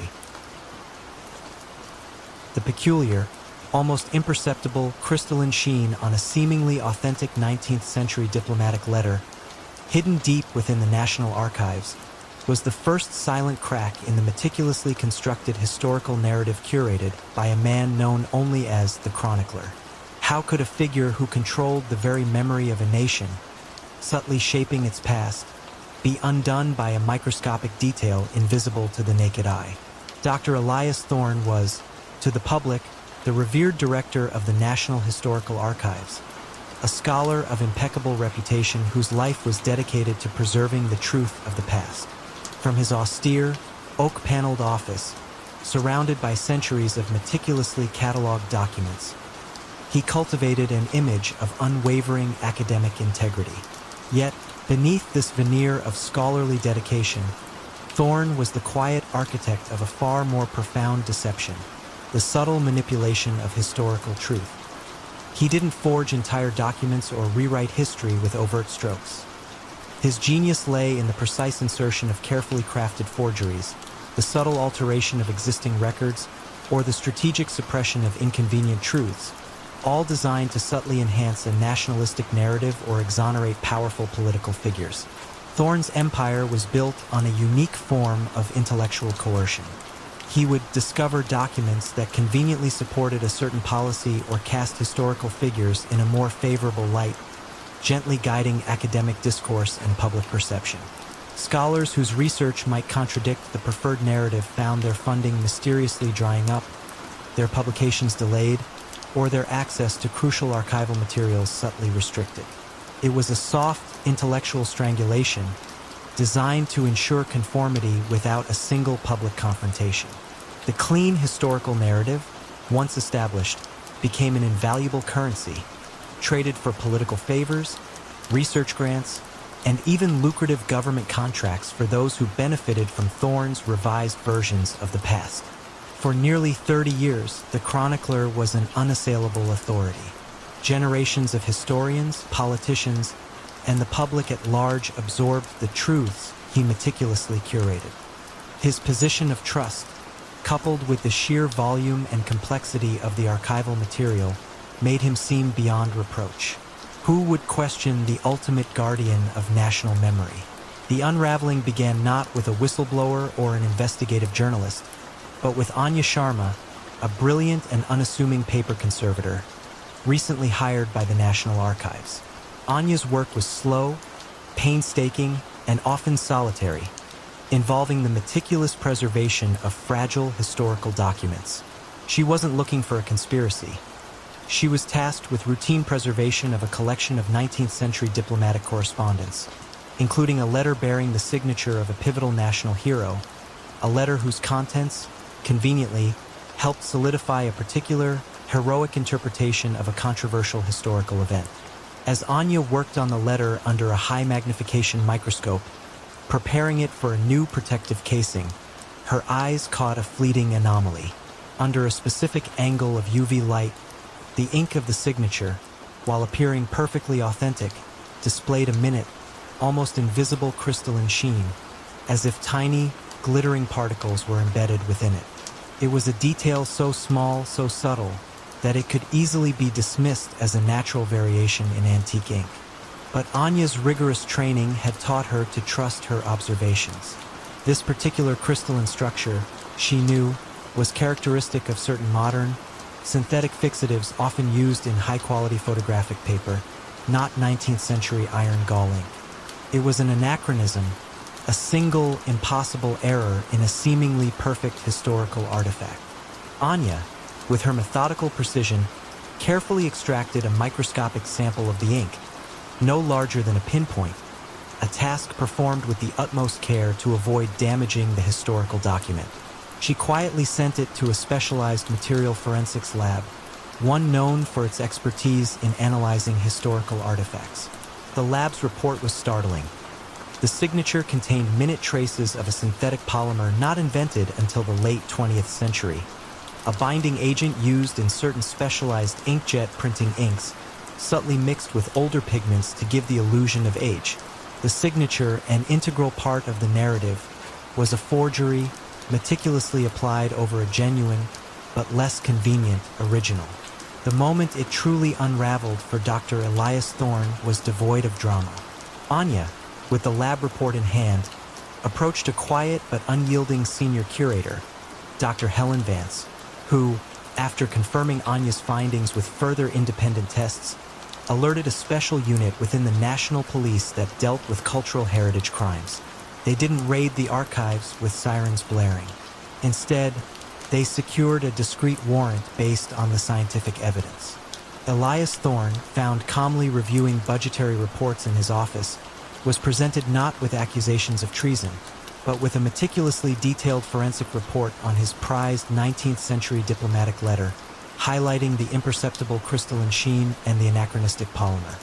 His empire, built on the quiet, intellectual manipulation of history, had been betrayed not by a grand conspiracy, but by a microscopic detail in a single signature, a silent, glittering testament to his insidious reshaping of the past.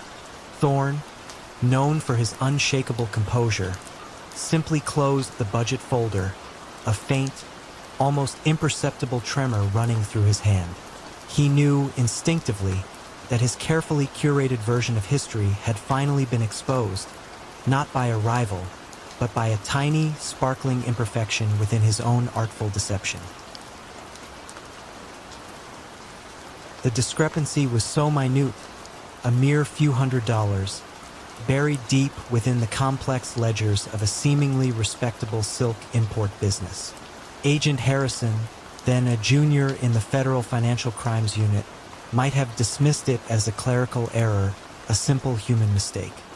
But something about its recurring nature, its quiet persistence across multiple quarterly reports, snagged his methodical mind.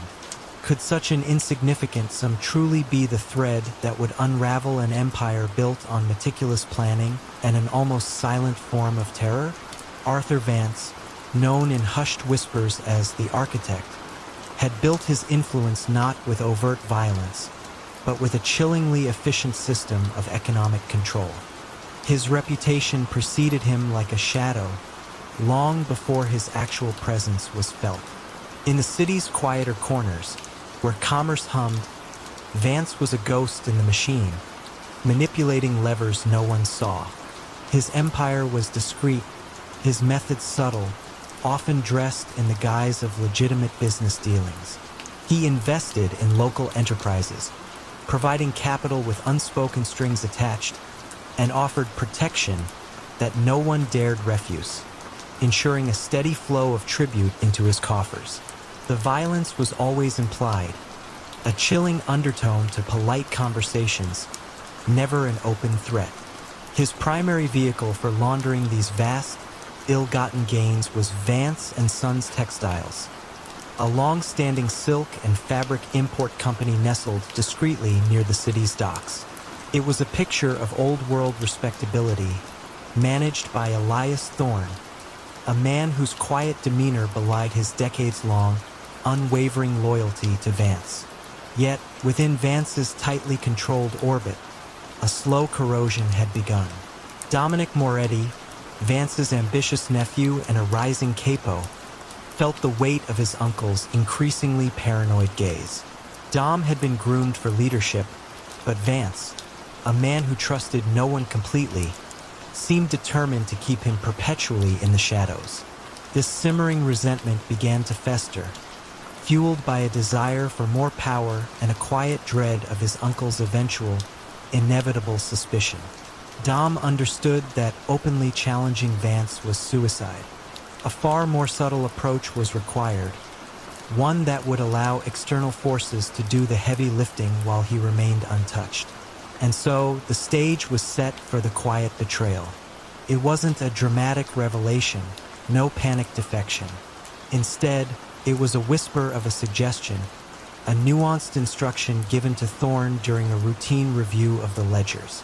"Elias," Dom had said, his voice low and casual, "Uncle Arthur is keen on seeing absolute precision in these books. Just make sure everything is perfectly aligned. No room for misinterpretations." He'd emphasized perfectly aligned with a knowing look, implying that a tiny flaw, too small to be a concern for Vance, might serve as a decoy. Thorne, a man caught between his old loyalties and the shifting winds of power, understood. He made a series of minute, almost invisible alterations within the accounts of Vance & Sons Textiles, creating the very discrepancy that Agent Harrison would eventually discover. It was a message hidden in plain sight, a breadcrumb designed to lure a hungry predator, without ever pointing directly to the source.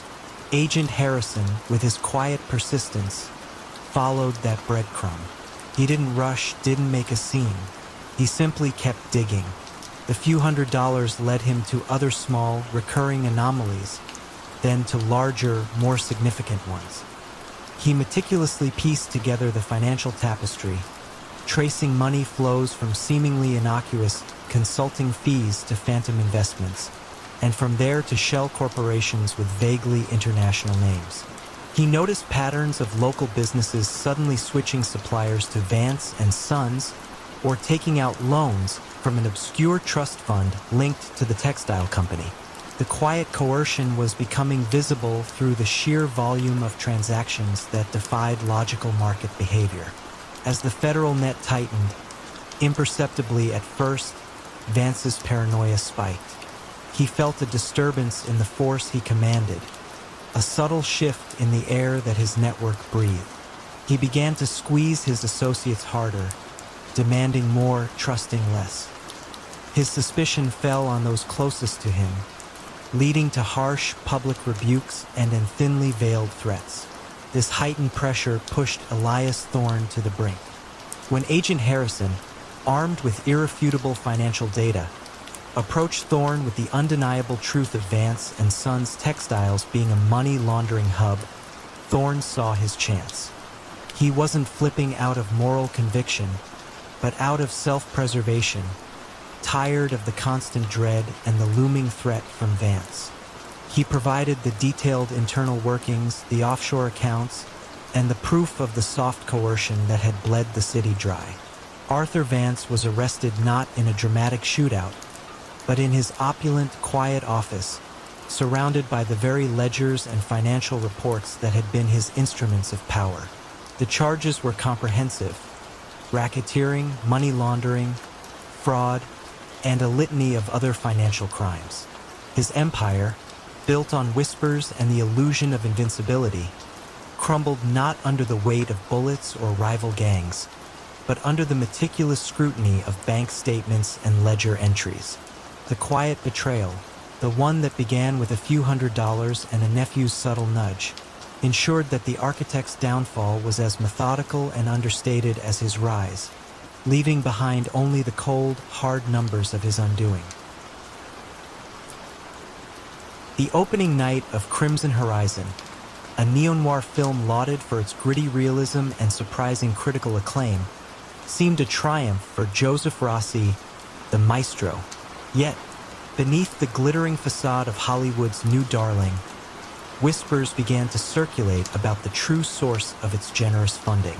Could the maestro's deep, almost artistic immersion in legitimate ventures be the very thing that obscured the quiet rot within his empire?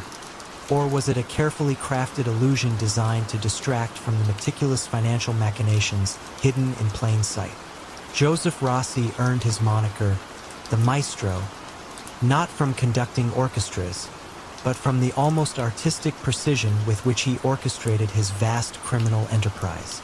Unlike the loud, brutish figures of yesteryear, Rossi was a man of culture and quiet refinement. His domain was the legitimate world: high-end restaurants, exclusive jazz clubs, and increasingly independent film production houses in New York and later Los Angeles. His power was built on subtle influence, soft coercion, and the meticulous laundering of illicit funds through these glittering establishments. You'd find him at a premiere, not a back alley, his tailored suits and polite smile masking the intricate web of racketeering and extortion that hummed beneath the city's glamour. He understood that true control came not from fear, but from dependency. Local businesses willingly accepted his protection, viewing it as a reliable, albeit costly, form of insurance, and his investment in their ventures often meant they were quietly indebted to him. For decades, this subtle approach worked. Rossi's empire expanded quietly, an unseen leviathan in the economic currents of the East Coast. But the world was changing. The traditional ways of family business were giving way to complex federal investigations, sophisticated financial tracking, and new laws like RICO. Rossi, for all his adaptability, remained rooted in the old ethos of personal loyalty and face-to-face dealings. This stubborn adherence to the past became a vulnerability, especially as he ventured into the opaque world of international film financing, an arena far more complex than his familiar restaurant ledgers. He needed a bridge to this new world, and that bridge came in the form of his ambitious, pragmatic consigliere, Julian Thorne. Thorne was everything Rossi was not: younger, technologically adept, and utterly unsentimental. He saw the shift in the federal approach, the growing focus on financial forensics rather than violent busts. Thorne urged caution, suggesting a strategic retreat from some of the more exposed legitimate fronts. Rossi, however, saw Thorne's pragmatism as a lack of vision, an unwillingness to embrace the future he envisioned. The entertainment industry, Julian, Rossi would often say, his voice smooth as aged whiskey, is the ultimate illusion. It creates dreams, and in doing so, it creates infinite ways to hide realities. Rossi plunged deeper, pouring vast sums into film productions, believing the sheer complexity of Hollywood accounting would shield his true operations. The unraveling began not with a bang, but with a series of quiet, almost imperceptible missteps. Thorne, increasingly frustrated by Rossi's hubris and his refusal to adapt, began to subtly redirect information. He didn't actively betray Rossi by becoming an informant. His methods were far more insidious. When federal agents, specifically an emerging unit specializing in entertainment industry finance, began to show interest in Crimson Horizon and its unusually opaque funding structure, Thorne offered just enough misdirection to ensure they kept digging in the right places, while subtly obscuring some of Rossi's direct connections, leaving him exposed only through the paper trail he himself had insisted on creating. Thorne would misplace a file, accidentally omit a detail during a conversation with Rossi, or forget to relay a warning about a newly implemented financial reporting requirement. Each omission was small, inconsequential on its own, but together they formed a network of subtle vulnerabilities. The financial detectives, initially drawn by the sheer volume of Crimson Horizon's untraceable funds, followed the scent. They painstakingly unwound layers of shell corporations, offshore accounts, and the creative accounting practices common in film production, all of which Rossi had so confidently believed would protect him. What they found was not just standard tax evasion, but a sprawling network of money laundering tied directly to Rossi's legitimate businesses. The art of the illusion had become the very instrument of his downfall. Joseph the Maestro Rossi was arrested in his private screening room just after a successful test screening of his latest film. There was no dramatic raid, just a quiet knock on the door, and the polite but firm presence of federal agents. The charges were comprehensive: racketeering, money laundering, and conspiracy. His empire, built on an elegant facade and the quiet certainty of his own genius, collapsed not from external pressure, but from the cumulative weight of unheeded advice and a silent, internal defection by the man who saw the iceberg and simply chose not to steer the ship away. The curtain had fallen, not on a cinematic drama, but on the very real stage of his meticulously crafted life of crime. The old woman's hand trembled as she slid a worn, leather-bound ledger across the polished mahogany table, its pages filled with meticulous entries dating back decades. Detective Inspector Anya Sharma, a relative newcomer to the organized crime unit in London, felt a prickle of unease. This was not the usual hardened informant. This was Mrs. Evelyn Finch, a seemingly innocuous retired librarian who lived in a quiet, leafy suburb. What secrets could such a woman possibly hold about the elusive ghost of Fleet Street? A figure whose influence was whispered about but never seen, whose shadowy network seemed to control the very flow of information through the city's underbelly. For years, the ghost of Fleet Street was more of a legend than a man. Born Alistair Finch, though no one dared call him that, he had inherited a small, failing print shop from his father in the austere post-war years. But Alistair possessed a singular genius for leverage. He didn't traffic in drugs or protection rackets in the traditional sense. His currency was information, and his method was quiet, relentless blackmail.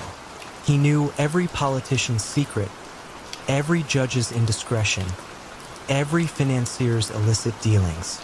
His network wasn't composed of brute enforcers, but of quietly desperate individuals in positions of power, trapped by their own hidden vices. He provided a service, discreetly handling sensitive matters, burying embarrassing stories, or subtly nudging public opinion, all for a price. A steady stream of untraceable funds and, more importantly, a deeper web of favors and influence. His print shops, media consultancies, and even a chain of seemingly legitimate newsstands across London served as perfect fronts, funneling information in and out, laundering money, and providing cover for a chillingly effective system of soft coercion. Alistair Finch's primary confidant and silent partner was his own mother, Evelyn. She had been the quiet force behind the ledgers, the meticulous record keeper of every secret, every debt, every whispered promise. She was his eyes and ears in the seemingly mundane world, a brilliant intellect hidden behind a demure exterior. He trusted her implicitly, a bond forged not just by blood, but by a shared, almost clinical fascination with human weakness. But as Alistair's power grew, so too did his isolation. He became more reclusive, more paranoid, his interactions limited to hushed calls and encrypted messages.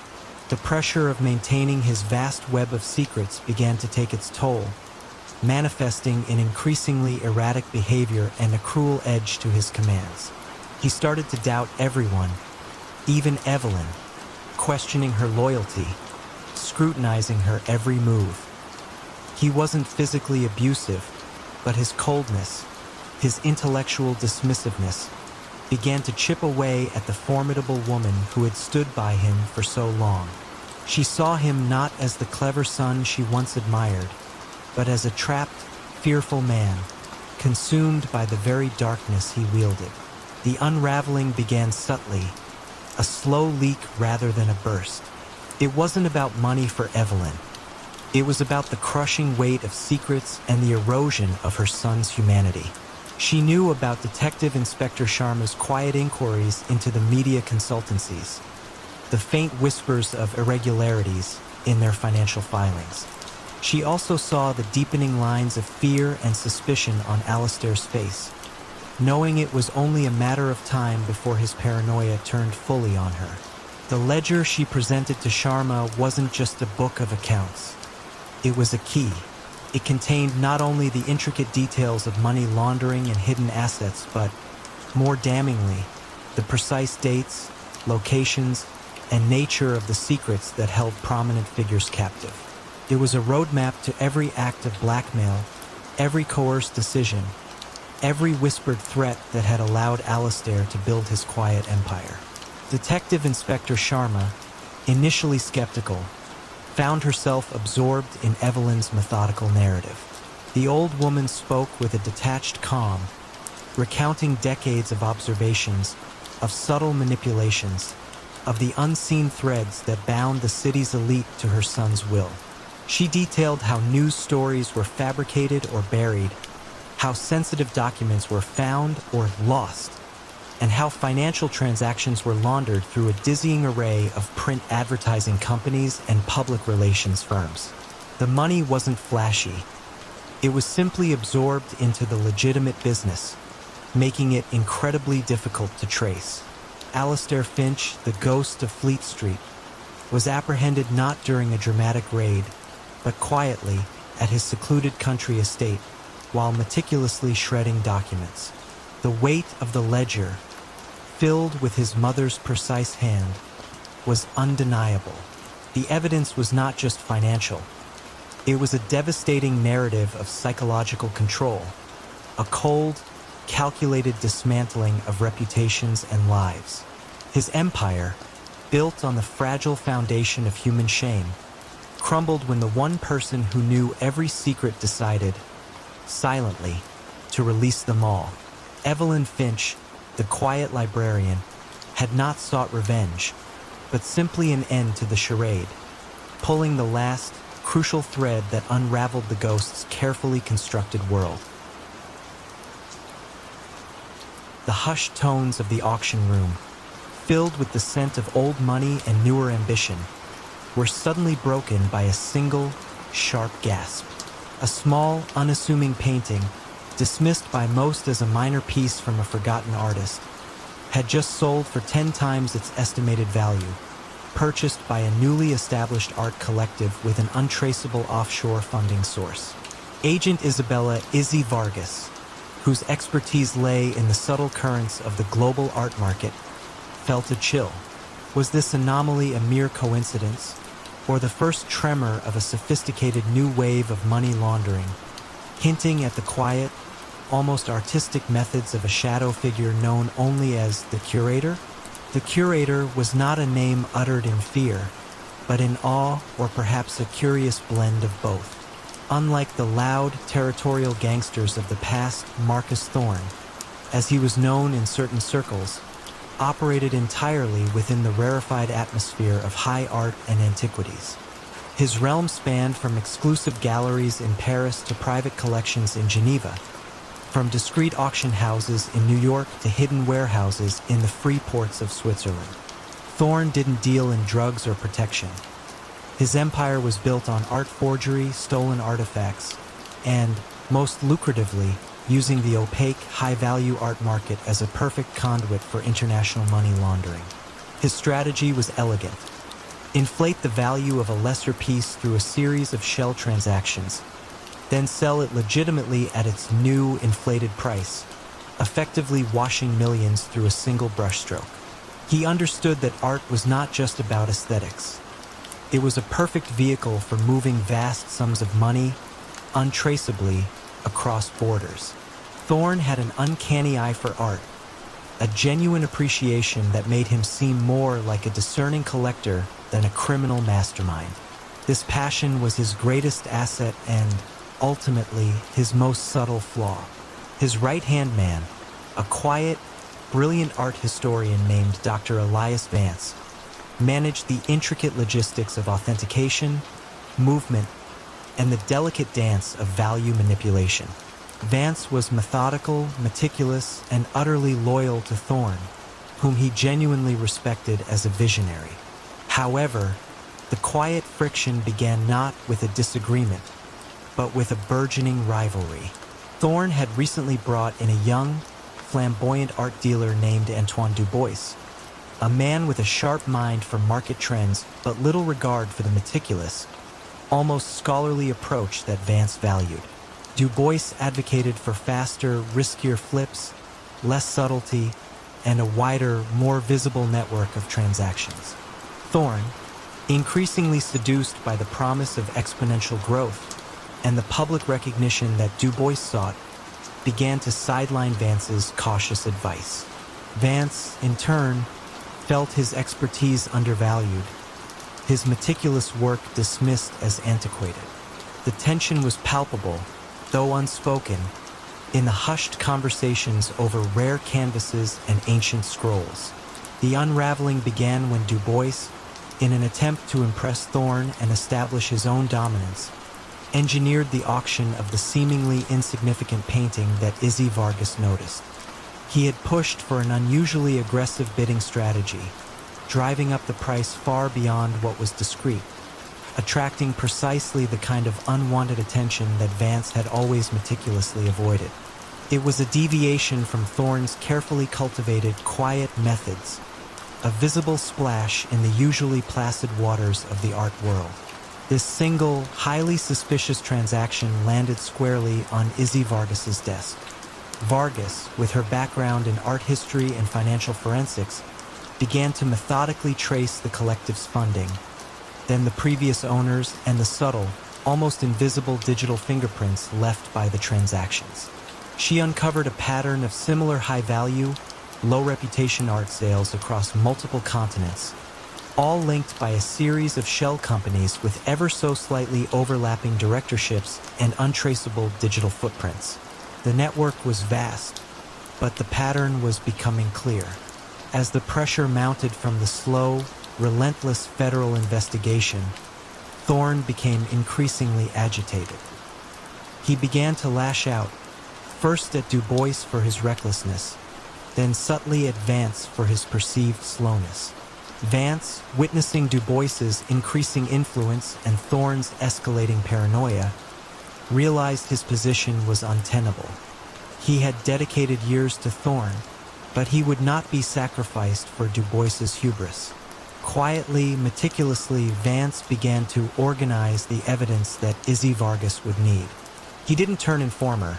He merely allowed certain files to become accessible through minor security lapses, created subtle digital trails that led to the full scope of Thorne's operations, and, most damningly, discovered and lost a series of encrypted communications detailing Thorne's explicit instructions for a new, even larger art forgery and laundering scheme. Marcus, the curator Thorne, was arrested at a private viewing in a secluded gallery in Geneva, admiring a newly acquired Renaissance masterpiece. The charges were staggering: international money laundering, art fraud, and racketeering. His empire, built on the beauty of deception and the silence of the art market, crumbled not with a grand exposé, but with the quiet, deliberate precision of a historian correcting a flawed narrative. The true art, it turned out, was in understanding the subtle currents of human nature and knowing precisely when to allow a masterpiece to be fully, devastatingly revealed. The scent of roasted coffee and the low hum of conversation usually filled the daily grind, a popular cafe nestled in a bustling European capital. But one morning, a seemingly innocuous detail, the consistent presence of an old, tattered copy of War and Peace on table 7, always left slightly ajar, caught the eye of Inspector Lena Petrova. It was a small thing, an almost unnoticeable pattern amidst the urban chaos. Yet, could such a mundane object be a silent beacon, signaling the intricate, almost invisible network of the Whisperer, a figure whose influence flowed through the city's veins not through force, but through carefully cultivated secrets and quiet manipulations? Nikolai Volkov, known only as the Whisperer, had built his empire on information, not territory. In the post-Cold War landscape of a rapidly modernizing Eastern European nation, traditional organized crime was a blunt instrument. Volkov, however, understood the power of data. His network consisted not of thugs, but of disgruntled government clerks, underpaid financial analysts, and ambitious tech professionals. He acquired sensitive information, government tenders, corporate secrets, personal indiscretions of the elite, and sold it to the highest bidder, or, more often, used it as leverage for soft coercion. His legitimate fronts were seemingly innocuous. A chain of internet cafes, a small, but highly regarded data recovery firm, and, of course, the daily grind, where subtle exchanges took place over steaming cups of coffee. Money laundering for Volkov was almost an afterthought, seamlessly integrated into the myriad small transactions of his businesses, a quiet hum in the background of legitimate commerce. Volkov was a master of discretion, his operations almost entirely digital, leaving barely a physical trace. He rarely met anyone in person, preferring encrypted communications and a complex relay system of trusted couriers. His most critical asset was his chief cryptographer and logistics manager, a brilliant, unassuming young man named Alexei Kuznetsov. Alexei was the architect of Volkov's digital fortress, ensuring the secure flow of information and the untraceability of funds. He was loyal not out of fear, but out of a deep intellectual respect for Volkov's strategic genius. However, a subtle shift began to occur in Volkov's operations. The relentless pressure of managing a vast, ever-growing information network began to erode his legendary caution. He started to take shortcuts, relying more on automated systems that Alexei had warned him about, becoming less meticulous in vetting his information sources. Simultaneously, Alexei himself was growing weary. He felt increasingly detached from the human consequences of the data he was manipulating, the lives subtly ruined, the companies quietly undermined. He also observed Volkov's increasing reliance on his algorithms, bordering on a dismissal of Alexei's own expertise and, more critically, his warnings about potential vulnerabilities in the very systems he had designed. The unraveling began when a newly implemented facial recognition system, deployed as part of a citywide smart infrastructure initiative, picked up a repeating pattern at the daily grind. The system flagged the same unidentified individual, a courier for Volkov, frequently interacting with different ordinary citizens who consistently left with or picked up the tattered copy of War and Peace from Table 7. This was a deviation from Volkov's usual hyper-discrete methods, a tiny physical pattern in a world of digital shadows. Inspector Petrova, alerted to this peculiar anomaly, decided to observe. She didn't find large sums of cash, but rather micro SD cards discreetly swapped within the pages of the book containing encrypted data. Petrova's investigation, initially met with skepticism by her superiors, was a painstaking process of mapping these seemingly random exchanges. She followed the couriers not to drug drops or weapons deals, but to government offices, financial institutions, and tech companies. She began to piece together a web of digital breadcrumbs, leading back to Volkov's data recovery firm. She found no overt criminality in the firm's ledgers, just a remarkably consistent flow of small, legitimate-looking payments that seemed to fund an unusually large data storage capacity. As the quiet pressure mounted and the federal investigators started to poke at the edges of his digital fortress, Volkov became desperate. He ordered Alexei to create even more complex encryption, to build new digital walls. But Alexei, seeing the inevitable, recognized his moment. He didn't directly betray Volkov by becoming an informant. Instead, during one of Volkov's increasingly frantic demands, Alexei subtly introduced a backdoor into the very encryption system he was designing, a tiny, almost undetectable vulnerability. He also, with plausible deniability, accidentally allowed a critical IP address log to be exposed during a routine system update, a log that pointed directly to Volkov's hidden servers. Nikolai, the Whisperer Volkov, was apprehended not in a dramatic raid, but in the sterile silence of his server room, surrounded by the humming machines that had been the heart of his power. The charges were intricate, focusing on data theft, industrial espionage, and systematic blackmail, all facilitated by the vast, untraceable flow of funds through his various businesses. His empire, built on the invisible currents of information and the quiet, almost artistic manipulation of data, crumbled not under the weight of an informant's testimony, but through the quiet, calculated precision of the very architect who had designed his digital world.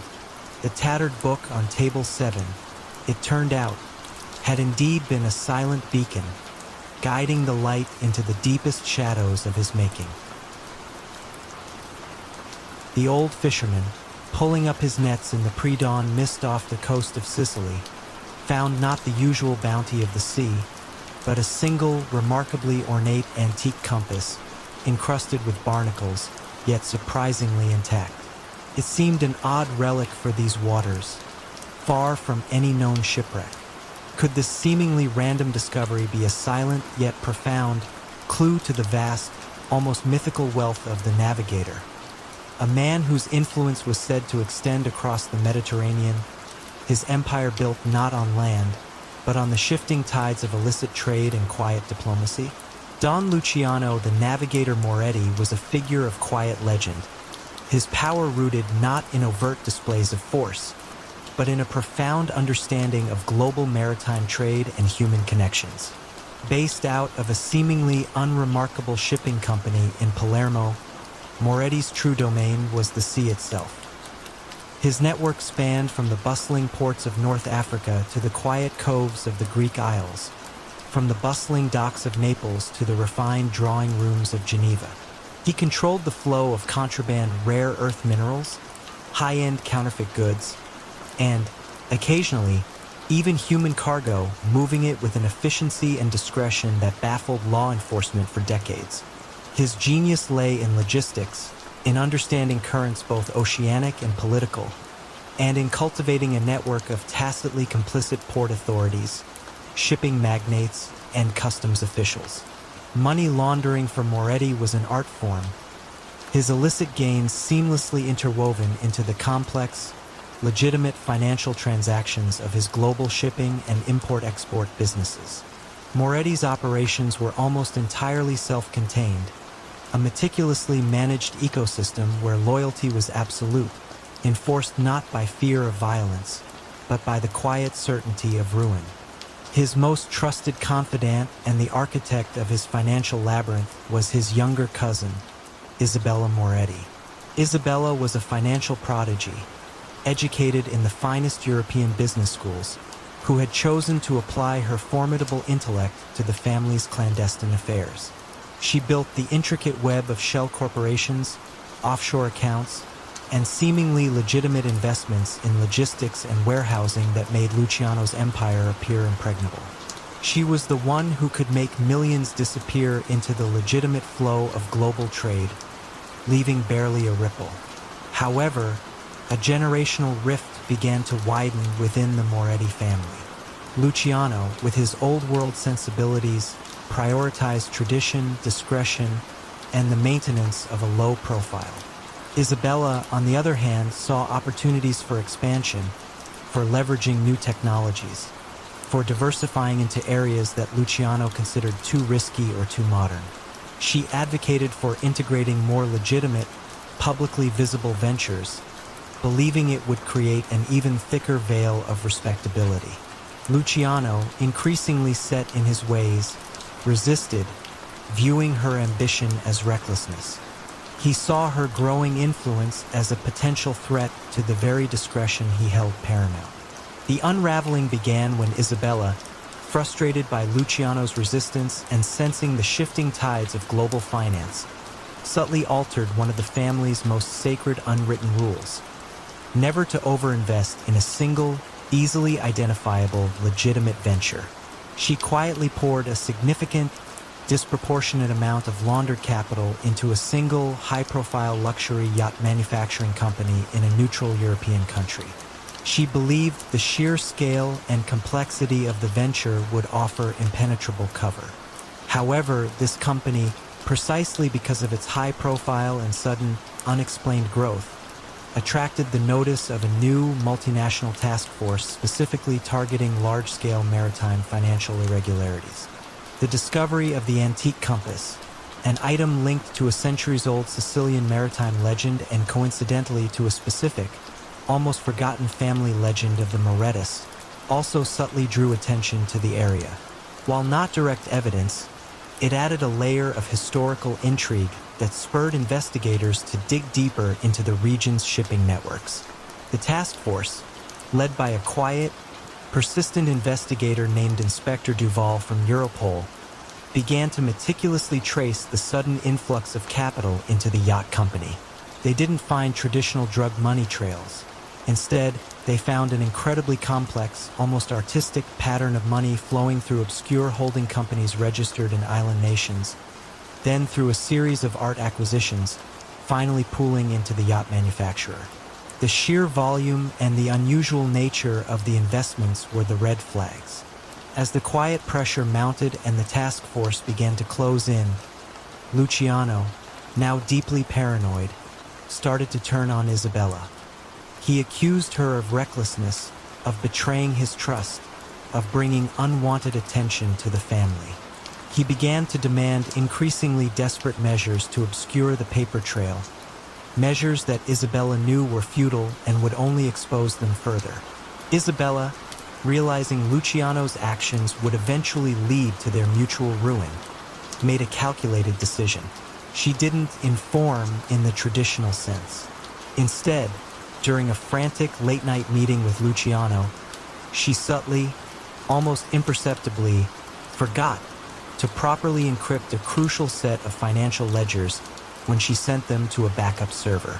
She then misplaced the physical key to a secure vault containing the master ledger of their illicit cargo movements, knowing that a desperate Luciano would eventually force the issue, and the lost key would inevitably be discovered during the inevitable federal search.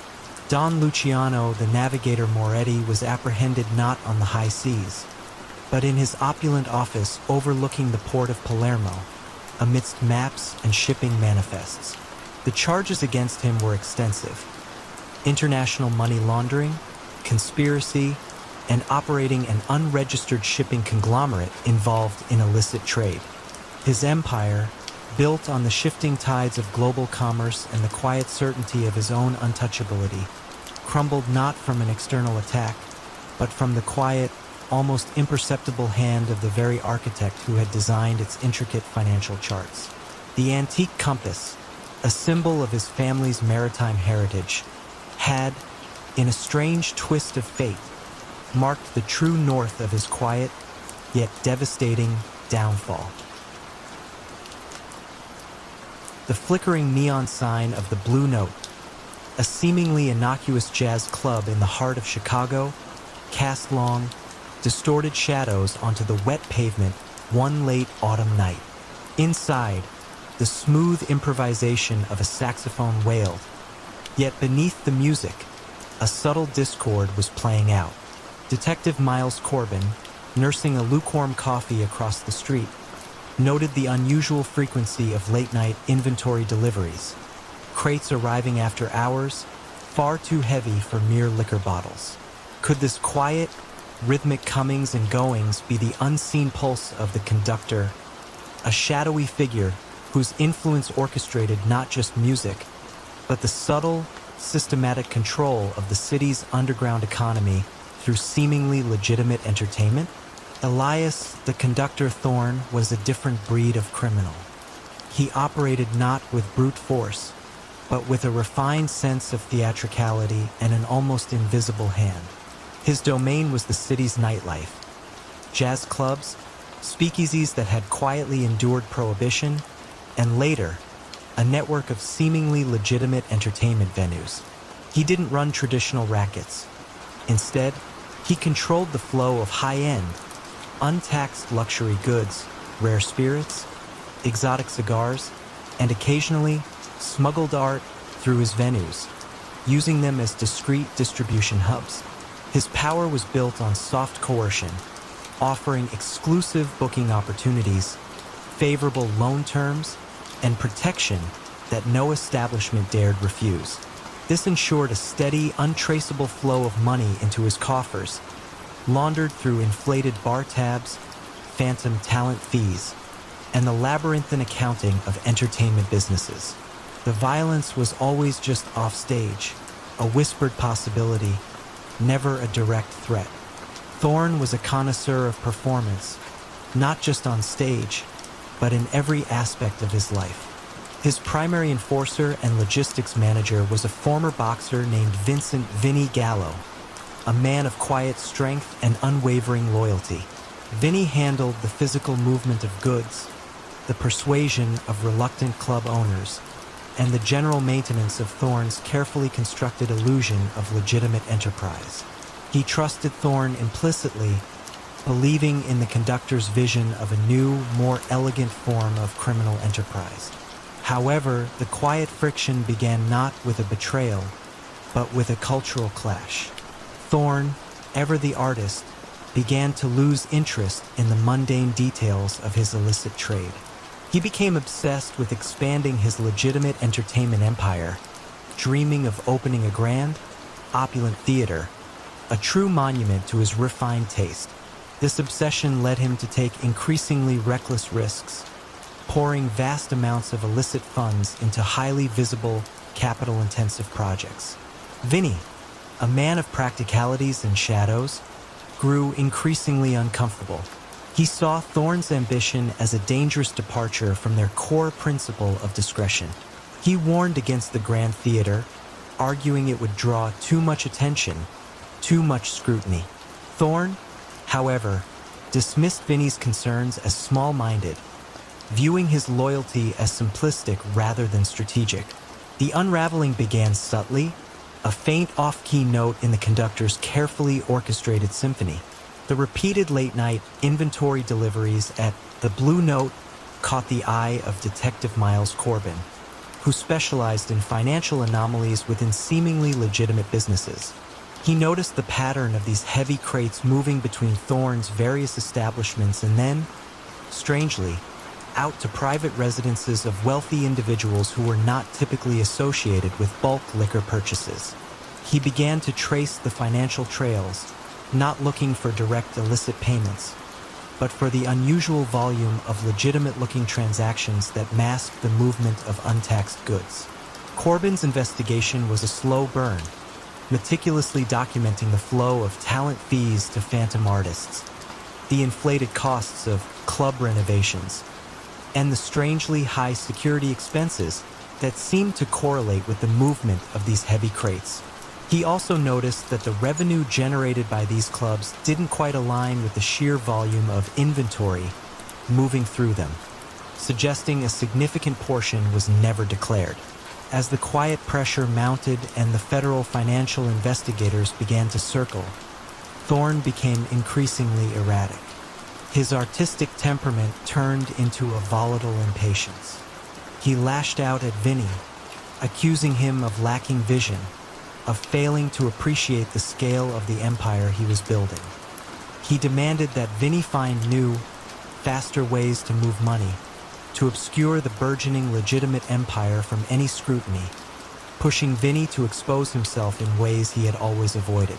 Vinny, loyal though he was, realized Thorne's hubris would eventually lead them both to ruin. He didn't directly betray Thorne. Instead, during a particularly fraught discussion about a new shipping route for a batch of rare artifacts, Vinny subtly miscommunicated a key detail to a customs officer he had always kept on a quiet payroll. He also accidentally left a secure ledger detailing the true contents of the inventory deliveries, in a place where it would be found by a trusted yet compromised subordinate, knowing it would eventually make its way to law enforcement. Elias, the conductor Thorne, was apprehended not at a grand opening, but in the quiet, empty rehearsal room of his beloved theater project, surrounded by blueprints and the ghosts of unplayed melodies. The charges against him were comprehensive: racketeering, systematic tax evasion, and conspiracy to smuggle high-end goods. His empire, built on the delicate balance of illusion and the quiet hum of illicit trade, crumbled not under a direct assault, but from the cumulative weight of unheeded warnings and the quiet, almost mournful withdrawal of loyalty from the very man who had once choreographed his shadow movements. The final act for the conductor was a silent one, performed for an audience of federal agents. The old lighthouse keeper, a stoic figure who had watched the churning North Sea for 50 years, reported a peculiar anomaly. A sleek, unmarked vessel, seemingly a fishing trawler, consistently appeared in the same remote stretch of water, far from any known fishing grounds, always under the cloak of thick fog. He noted its precise, almost synchronized movements with the subtle shifts in the offshore currents. Could this quiet, persistent phantom ship be the silent heart of the banker? A figure whose influence, though never seen, was whispered to control the very pulse of illicit finance across Northern Europe, his empire built on the invisible currents of digital money and the quiet hum of untraceable transactions? Henrik Lund, known as the Banker, was a phantom in the world of organized crime. He operated not with muscle, but with code. His domain was the dark web, the encrypted channels of global finance, and a network of seemingly legitimate tech startups and digital currency exchanges across Northern Europe. Lund didn't deal in tangible contraband. His business was pure, high-volume money laundering, providing an almost invisible service for various criminal organizations across the continent. He would take dirty money from drug cartels, human traffickers, cybercriminals, and, through a complex series of tumbling, mixing, and layering techniques involving cryptocurrencies and shell corporations, return it as clean, untraceable funds. His genius lay in his anonymity, his ability to create perfectly legitimate-looking digital paper trails, leaving no physical trace, no identifiable connection to any illicit activity. The North Sea fishing trawler, was one of his few physical anchors, a secure, floating data center that allowed him to conduct his most sensitive transactions outside conventional jurisdictions, powered by satellite internet and untraceable power sources. Lund was a recluse, interacting only through encrypted channels, trusting no one entirely. His operations were so decentralized, so abstract, that it was nearly impossible to pinpoint a single point of failure. His most critical asset was his lead systems architect, a brilliant but deeply introverted coder named Anya Sharma. Anya was the one who designed the intricate algorithms for money tumbling, who built the secure communication protocols, and who ensured the flawless, anonymous movement of billions across the digital ether. She was loyal not out of fear, but from a shared intellectual fascination with the elegance of their solutions, a belief that they were pushing the boundaries of what was possible in digital finance. However, a subtle ideological rift began to form between Lund and Anya. Lund, driven by pure profit, became increasingly reckless, accepting larger and larger volumes of illicit funds, broadening his client base to include increasingly violent and dangerous organizations. He began to demand shortcuts, pushing Anya to compromise on the very security protocols she had so meticulously designed, favoring speed and volume over absolute anonymity. Anya, on the other hand, was growing increasingly disturbed by the real-world implications of their work, the violence and suffering that their clean money enabled. She saw Lund's growing greed as a betrayal of their original, almost academic pursuit of perfect digital obfuscation. The unraveling began subtly, a faint shimmer in the vast digital ocean. The lighthouse keeper's persistent reports about the ghost ship, combined with an increasing number of unusually sophisticated cyber laundering incidents flagged by Europol's nascent cybercrime division, piqued the interest of a veteran financial crimes investigator, Inspector Klaus Richter. Richter, a man who understood both traditional finance and emerging digital threats, began to build a profile of the banker, not by tracing money, but by mapping the digital footprints of the cyber laundering schemes.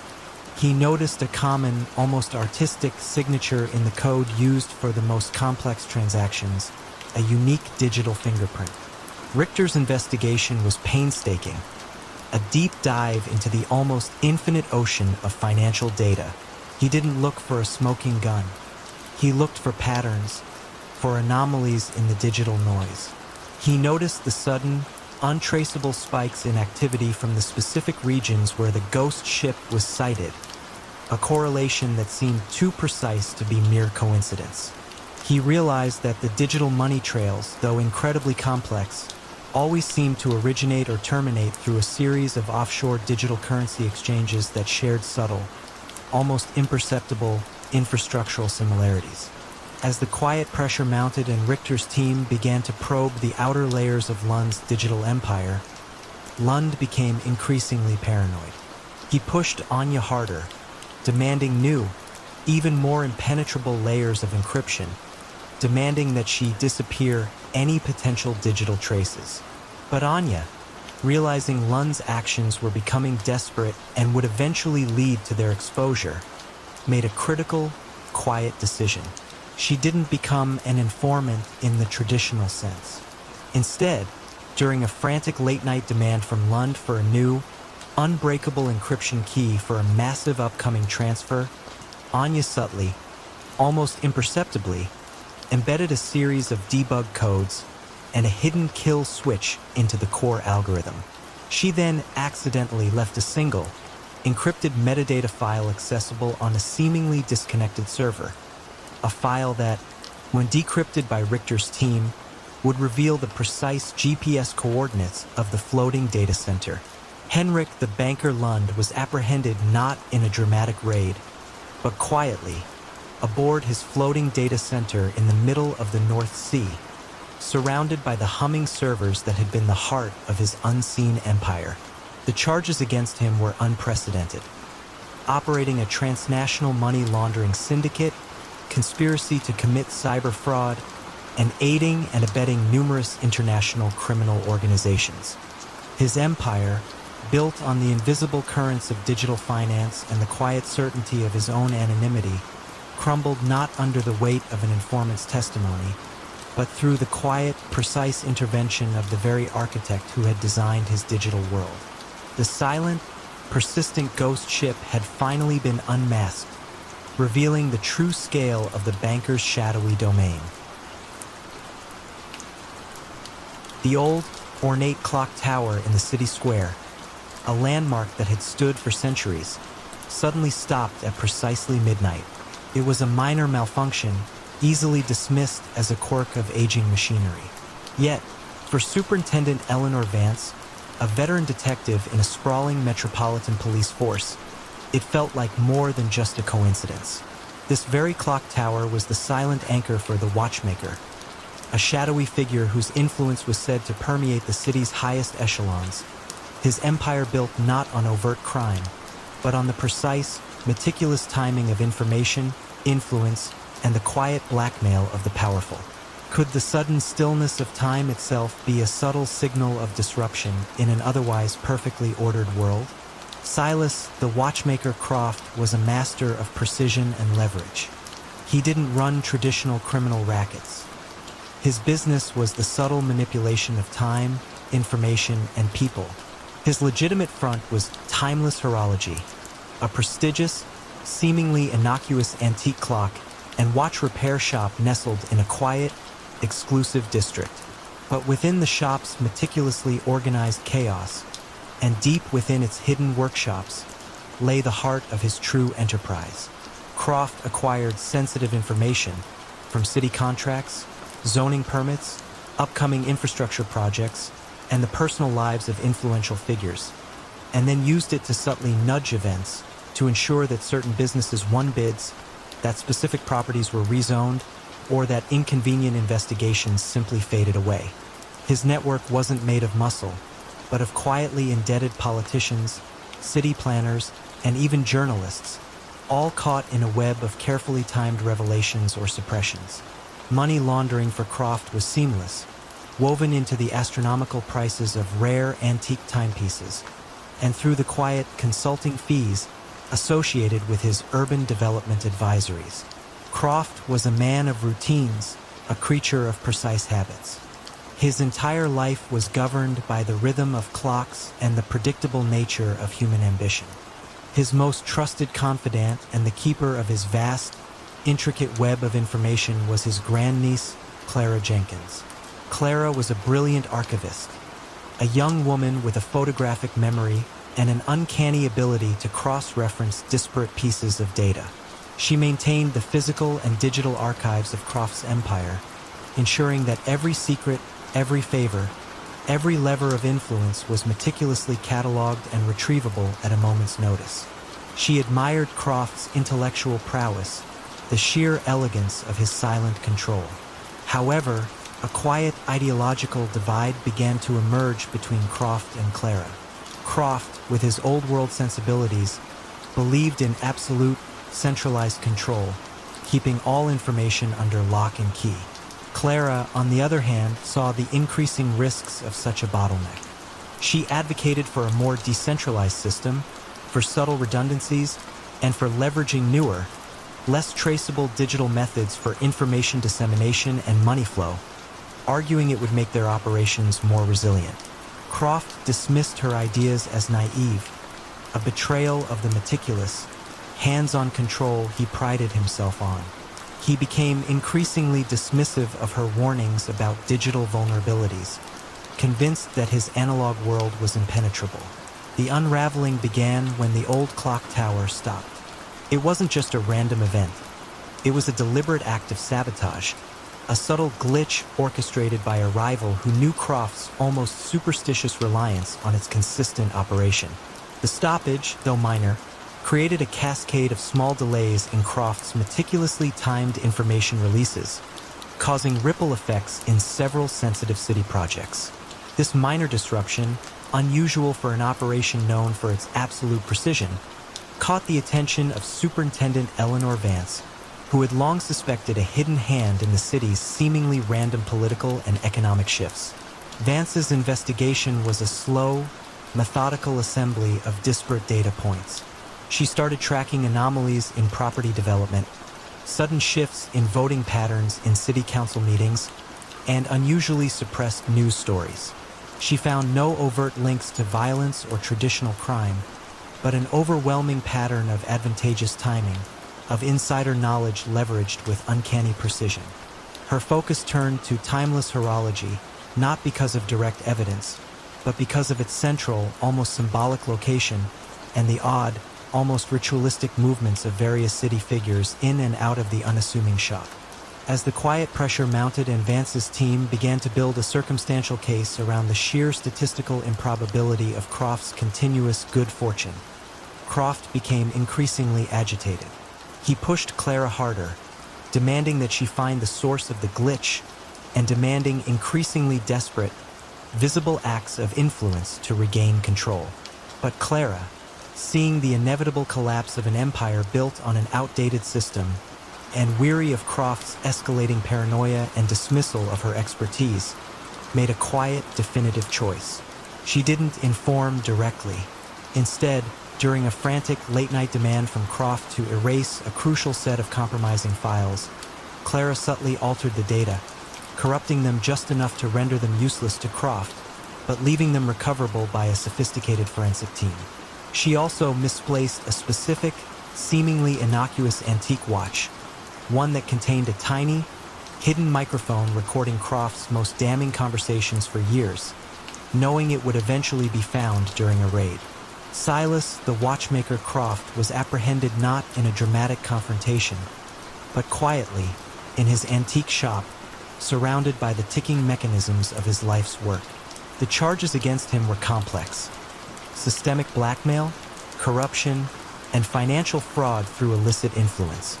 His empire, built on the precise timing of secrets and the illusion of absolute control, crumbled not from a grand exposé, but from the quiet, almost imperceptible shift of the sands of time, accelerated by the very person who had once meticulously catalogued every second of his power.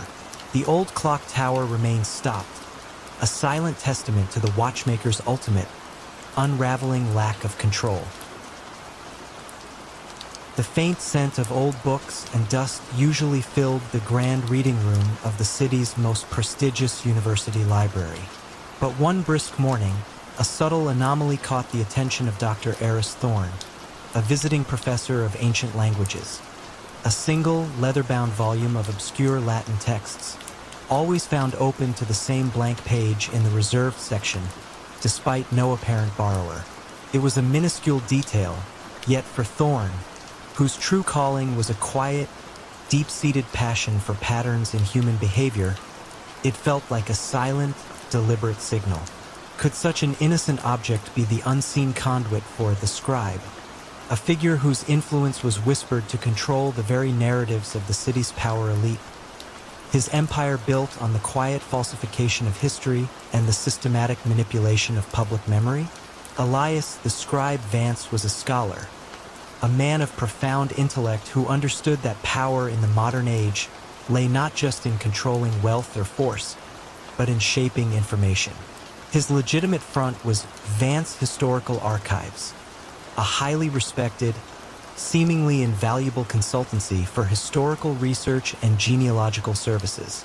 But within its hallowed, climate-controlled archives, and through its subtle digital networks, lay the true heart of his enterprise.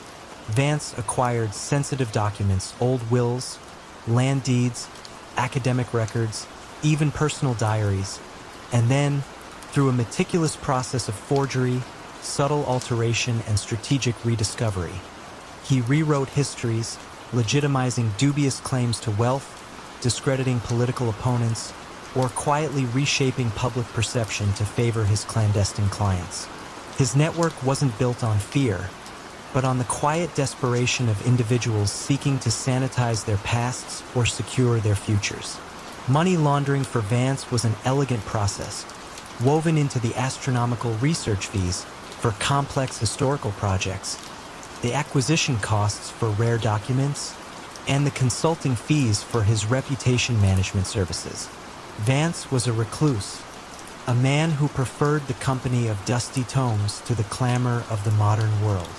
His operations were so discreet, so intellectually complex, that they were almost impossible to detect.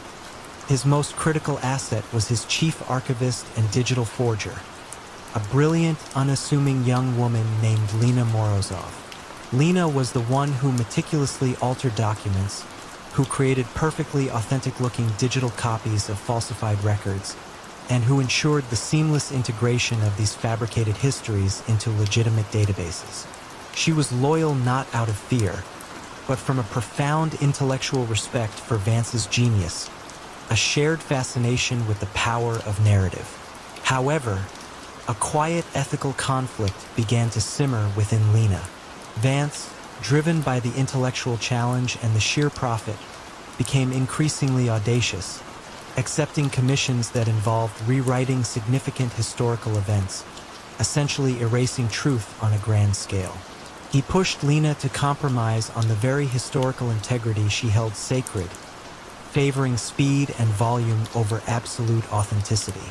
Lena, on the other hand, was growing increasingly disturbed by the real-world implications of their work. The legitimate scholars whose reputations were undermined, the families whose true histories were erased, and the public discourse that was subtly poisoned by their carefully crafted falsehoods. She saw Vance's growing detachment from truth as a betrayal of their original, almost artistic pursuit of perfect historical mimicry. The unraveling began subtly, a faint dissonance in the grand symphony of historical record. The blank page in the Latin text at the university library, a place where Lena often left a dummy copy to signal her completed work to a trusted, but unknowingly compromised, courier, caught the attention of Dr. Eris Thorne. Thorne, with his deep understanding of historical texts and his keen eye for minute discrepancies, noticed the subtle, almost invisible watermark on the paper, a new high-tech archival paper that was far too modern for such an old book. This minuscule detail, unusual for such an old volume, piqued his academic curiosity. Thorne's research was a slow, methodical unraveling of what he initially thought was a clever academic hoax. He didn't look for overt criminality. He looked for anachronisms, for patterns of inconsistencies in seemingly legitimate historical documents, and for unusual surges in historical research requests that seemed to coincide with major financial or political shifts. His focus turned to Vance historical archives not because of direct evidence, but because of its prominent role in several recently rediscovered documents that, to his scholar's eye, felt subtly wrong. As the quiet pressure mounted and Thorne's academic inquiries began to overlap with a broader federal investigation into historical document fraud, Vance became increasingly agitated. He pushed Lena harder, demanding that she create even more impenetrable layers of historical deception, demanding that she erase any potential digital or physical traces of their alterations. But Lena, realizing Vance's actions were becoming desperate and would eventually expose them both, made a critical, quiet decision. She didn't inform directly. Instead, during a frantic late-night demand from Vance to forge a critical historical treaty, Lena subtly, almost imperceptibly, embedded a series of metadata errors and a hidden digital key into the newly created digital files. She then accidentally allowed a single encrypted hard drive containing the original untainted versions of several key falsified documents to become corrupted and fall into the hands of a seemingly legitimate IT consultant who, unbeknownst to Vance, was an undercover federal agent. Elias, the scribe Vance, was apprehended not in a dramatic raid, but quietly, in his meticulously organized archive, surrounded by the historical documents that had been the foundation of his unseen empire. The charges against him were unique: systematic historical fraud, identity theft through falsified genealogies, and money laundering through illicit research fees. His empire, built on the quiet falsification of history and the illusion of absolute truth, crumbled not under the weight of a direct confession, but through the quiet, precise intervention of the very archivist who had once meticulously crafted his fabricated narratives. The blank page in the old Latin text, it turned out, had indeed been the subtle opening into the scribe's meticulously rewritten world. The city's grandest new skyscraper, a shimmering beacon of modern architecture, stood proudly against the evening sky.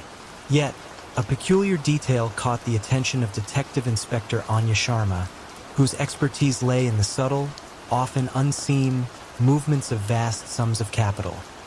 The single, perpetually dark floor near the building's apex, despite the supposed full occupancy. It was a minor anomaly, easily dismissed in a metropolis of millions, but could this silent, unlit space be the hidden nerve center for the developer? A figure whose influence was rumored to shape the very skyline, his empire built not on bricks and mortar, but on the quiet manipulation of zoning laws and the systematic ghosting of illicit funds through legitimate construction.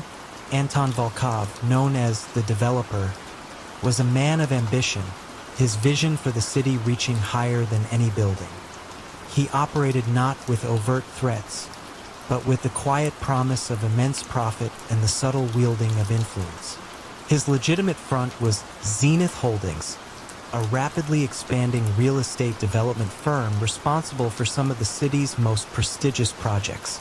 But beneath the polished blueprints and gleaming facades, Volkov's true genius lay in exploiting loopholes, manipulating zoning laws through discreet bribes, and leveraging insider information to acquire prime real estate at rock-bottom prices. His primary business was large-scale money laundering, integrating illicit funds from various sources into the colossal, complex financial flows of multi-million-dollar construction projects. He understood that the sheer scale and opacity of real estate finance provided perfect cover, allowing him to wash billions through legitimate-looking investments, inflated material costs, and phantom subcontractors. Volkov was a master planner, his operations meticulously orchestrated like a complex construction project. His most critical asset was his chief financial officer, a quiet, brilliant accountant named Sasha Petrov. Sasha was the one who designed the intricate financial models, who created the labyrinthine network of shell companies, and who ensured the seamless integration of illicit funds into Zenith Holdings' legitimate balance sheets. He was loyal to Volkov, not out of fear, but from a shared intellectual fascination with the sheer complexity and elegance of their financial architecture. However, a subtle philosophical rift began to emerge between Volkov and Sasha. Volkov, driven by an insatiable hunger for larger projects and greater prestige, became increasingly reckless. He began to demand shortcuts, pushing Sasha to compromise on the very financial discretion that had been their greatest protection, favoring speed and volume over absolute untraceability. Sasha, on the other hand, was growing increasingly disturbed by the sheer scale of the illicit funds they were handling and the growing number of powerful, unsavory figures they were inadvertently doing business with. He saw Volkov's escalating hubris as a dangerous exposure, a betrayal of their original, almost academic pursuit of perfect financial obfuscation. The unraveling began subtly, a tiny crack in the magnificent facade. The perpetually dark floor in the new skyscraper, designed by Sasha as a secure, off-the-books data center and meeting space, was meant to be invisible. But its consistent lack of activity in a building otherwise buzzing with life caught the keen eye of Inspector Sharma, who instinctively understood that true power often hid in plain sight, or in this case, in plain darkness. This minuscule detail, unusual for such a high-profile, fully rented building, piqued her investigative curiosity. Sharma's investigation was a slow, methodical process of connecting seemingly disparate dots across the city's booming construction landscape. She didn't find overt signs of criminality. Instead, she found a pattern of unusually rapid project approvals, inexplicable shifts in zoning regulations, and a remarkably consistent stream of investors whose origins were impossibly opaque. Her focus turned to Zenith Holdings, not because of a direct tip, but because of its uncanny ability to secure the most lucrative projects with an almost supernatural ease. She began to audit the financial flows, not looking for direct illicit payments, but for the unusual volume of legitimate-looking transactions that masked the true source of capital. As the quiet pressure mounted and Sharma's team began to probe the outer layers of Volkov's financial empire, Volkov became increasingly agitated. He pushed Sasha harder, demanding that he create even more impenetrable layers of financial deception, demanding that he disappear any potential digital traces. But Sasha, realizing Volkov's actions were becoming desperate and would eventually expose them both, made a critical, quiet decision. He didn't inform directly. Instead, during a frantic late-night demand from Volkov to scrub a crucial set of financial records, Sasha subtly, almost imperceptibly, embedded a series of ghost transactions and a hidden digital breadcrumb into the newly created, supposedly clean ledgers. He then accidentally left a single encrypted laptop containing the original untainted versions of several key laundered project budgets in a seemingly abandoned office in the perpetually dark floor, knowing it would eventually be discovered during a search warrant. Anton, the developer Volkov, was apprehended not in a dramatic confrontation on a construction site, but quietly, in his pristine penthouse office overlooking the city, surrounded by blueprints of future projects. The charges against him were extensive: systemic money laundering, bribery, and financial fraud through inflated construction costs. His empire, built on the illusion of progress and the quiet certainty of his own untouchability, crumbled not under the weight of a traditional informant, but through the quiet, precise intervention of the very architect who had designed his financial world. The dark floor in the skyscraper, a silent testament to his hidden operations, had ultimately become the quiet beacon for his downfall.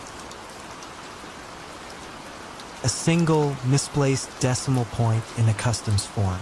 That was all it took for the edifice to begin its slow, silent crumble. But how could such a minor clerical error expose a criminal enterprise built on millions?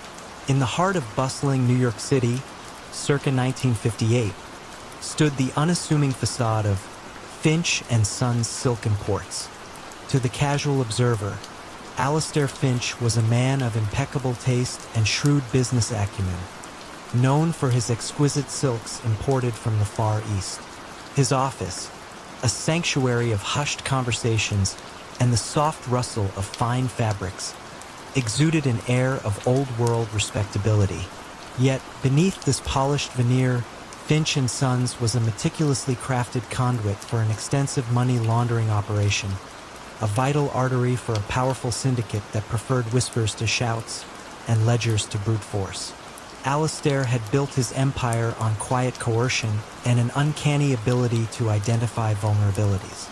He didn't threaten with fists, but with the subtle erosion of a person's reputation, the exposure of a hidden truth, or the strategic manipulation of financial leverage. His network extended from dockworkers who overlooked discrepancies in manifests to bank clerks who turned a blind eye to unusually large cash deposits. The silk imports were merely a convenient, high-value commodity to justify the vast sums of money flowing through his accounts, making illicit gains appear to be legitimate profits from international trade. For nearly 2 decades, the system operated flawlessly.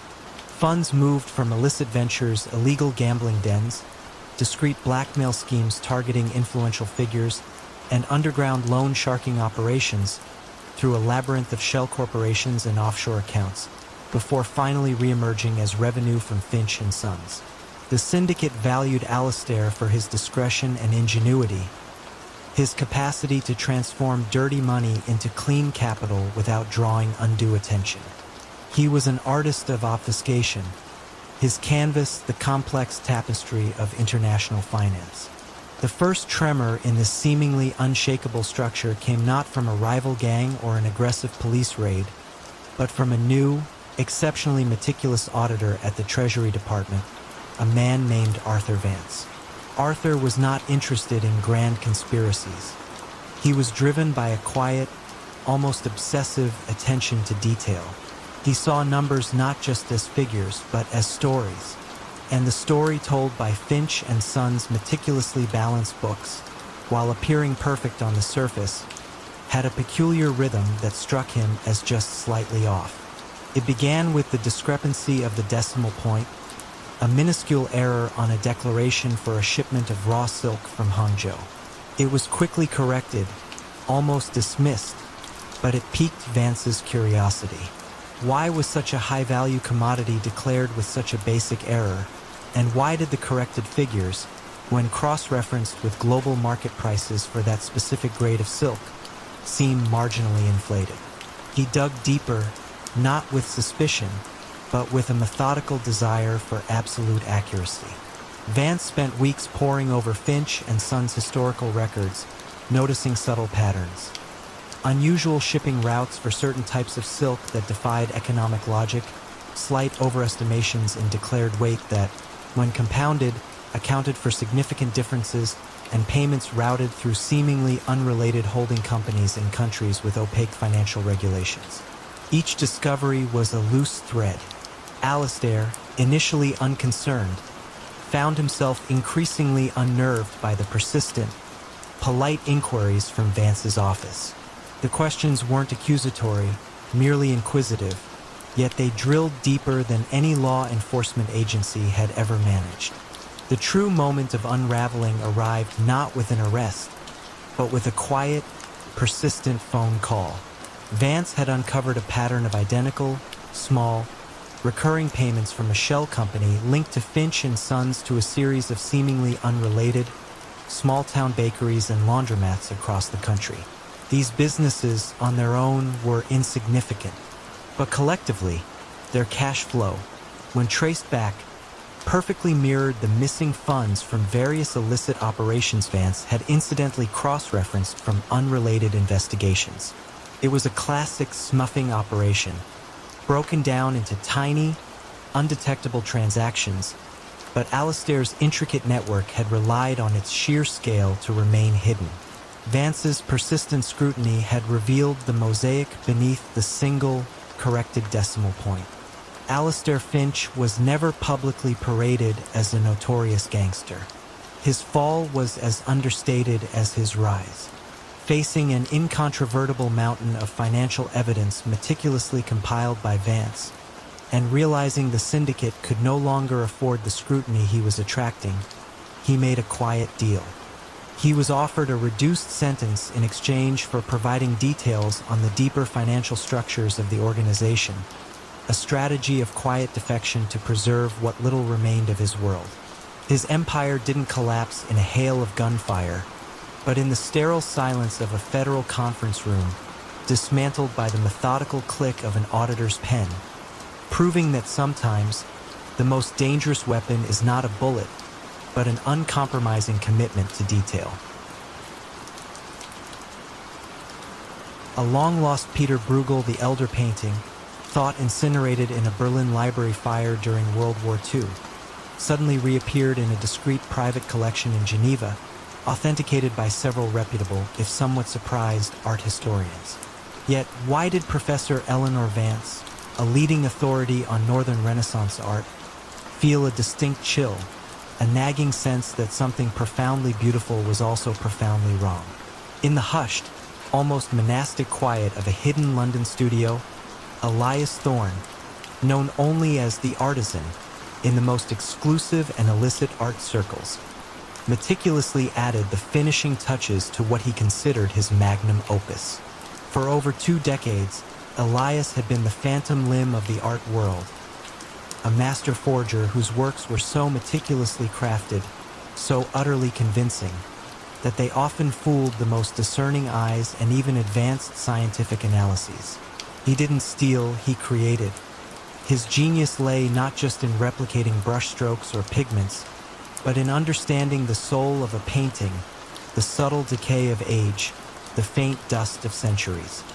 His network was built on an invisible web of highly discreet collectors, art dealers with questionable ethics, and even museum curators, all seeking to acquire a masterpiece that couldn't possibly exist or replace one that was too risky to display.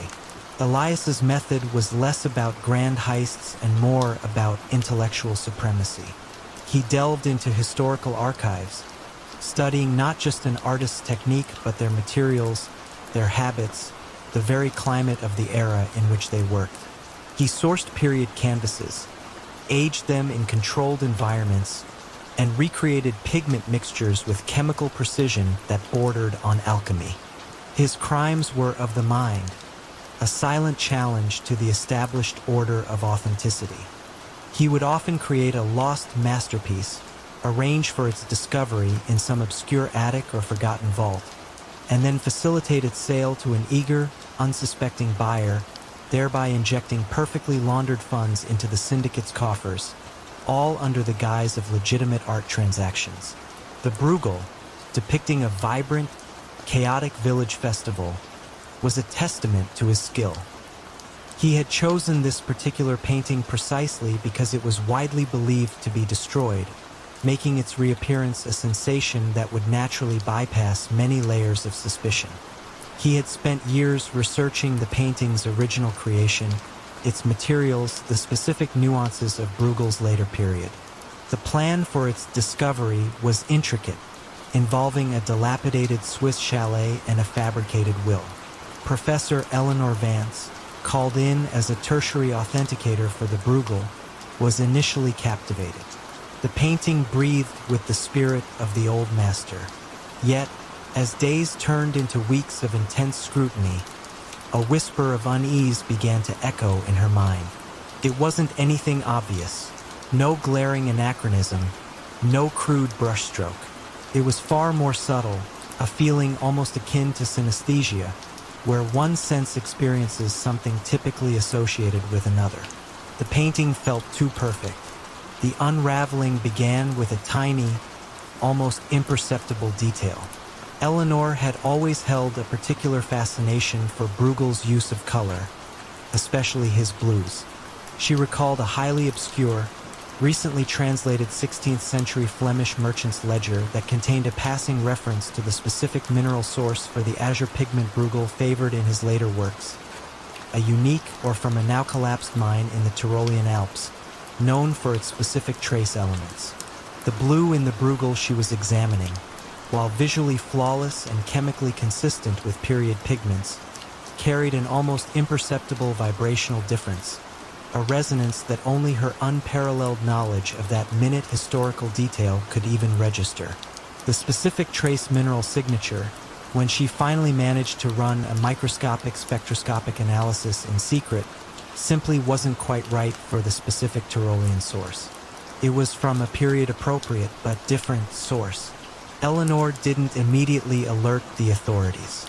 Her pursuit was academic, a quiet, almost obsessive desire to understand how such a masterpiece could be so utterly convincing, yet possess this one infinitesimal flaw. She began to subtly investigate the provenance, the seemingly miraculous discovery, tracing the quiet network of intermediaries, not looking for a criminal, but for an artist who could be this brilliant and yet make such a singular, almost undetectable intellectual slip. She used her academic connections, posing hypothetical questions, probing the art market's discreet underbelly, until she slowly began to piece together the identity of the artisan and the quiet, sophisticated network that facilitated his creations. Elias Thorne's empire didn't collapse with a dramatic raid. His undoing came via a single, elegantly understated message left by Eleanor with a mutual, albeit unwitting, contact, a highly respected but ethically flexible art dealer who had facilitated the Bruegel sale. The message was simply, "The Tyrolean blue is exquisite, but its heart beats with the wrong mountain." Elias received the cryptic note and understood its chilling implications immediately. The game was over. He quietly dismantled his studio, destroying every remaining tool, every pigment, every half-finished canvas. He vanished as discreetly as he had operated, leaving behind only the ghost of his legend and the perfectly imperfect Bruegel, a testament to his genius and the quiet, relentless precision of a single art historian. The question of whether he ever painted again, or if he merely became another lost master, remains an enduring whisper in the hallowed halls of art history. A faded photograph, tucked into an old family Bible, showed a stern-faced man in a tailored suit, surrounded by smiling children and a beaming wife. He was a pillar of the community, a benevolent and respected patriarch. Yet behind the gentle eyes lay a network of hidden connections, and a question gnawed at the edges of the truth. How could a man so dedicated to charity also be the architect of a silent, ruthless empire of fear? From 1947 to the early 1970s, in a quiet, industrial city in the American Midwest, Joseph the Benefactor Moretti was an institution. His public face was that of a successful real estate developer and generous philanthropist, his name gracing hospital wings and public parks. He hosted lavish charity balls, sat on numerous civic boards, and was celebrated for his contributions to the city's growth. Yet, beneath this veneer of upstanding citizenship, Joseph had perfected the art of soft coercion, building an empire not through overt violence, but through a pervasive system of quiet control and strategic dependency. Joseph's criminal strategies were built on an intimate understanding of human needs and vulnerabilities. He offered loans to struggling businesses at seemingly reasonable rates, only to subtly insert clauses that allowed him to gradually assume control of their operations or demand unspoken favors. He provided protection to small shop owners, not from rival gangs, but from the unseen complications that might arise if they refused his offer, perhaps a sudden, inexplicable permit issue, a slow but steady decline in customer traffic, or an unexpected visit from health inspectors. He controlled local unions through proxies, ensuring that essential services could be quietly disrupted or expedited based on his subtle directives.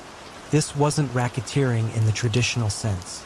It was a form of economic entanglement, where loyalty was bought with convenience and dissent was met with quiet, bureaucratic strangulation. His reach extended into local politics, where he cultivated a stable of indebted officials. These were not corrupt figures in the traditional sense, but individuals who had, at some point, benefited from Joseph's generosity. A timely loan for a campaign, a discreet favor for a family member, or strategic real estate deals that enriched their associates. These favors weren't demanded, but subtly leveraged, ensuring that zoning changes went his way, public contracts favored his construction firms, and any nascent investigation into his more opaque dealings quietly dissolved. The syndicate he fronted dealt in legitimate-looking ventures, with the illicit profits from his soft coercion schemes and an extensive, low-key gambling network being meticulously laundered through his real estate holdings. He bought dilapidated buildings, renovated them with inflated costs, and sold them at a profit, making the illicit gains appear as legitimate development income. The true genius of Joseph was that his victims rarely felt like victims. They simply felt like they had made a deal, one that perhaps didn't quite work out in their favor, but a deal nonetheless. The first thread of unraveling was pulled not by law enforcement, but by a frustrated, small-town reporter named Clara Jenkins.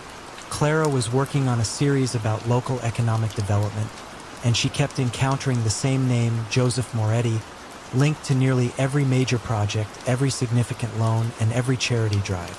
It wasn't the number of connections that bothered her, but the uniformity, the almost too perfect flow of capital, and the quiet resignation of business owners when his name was mentioned.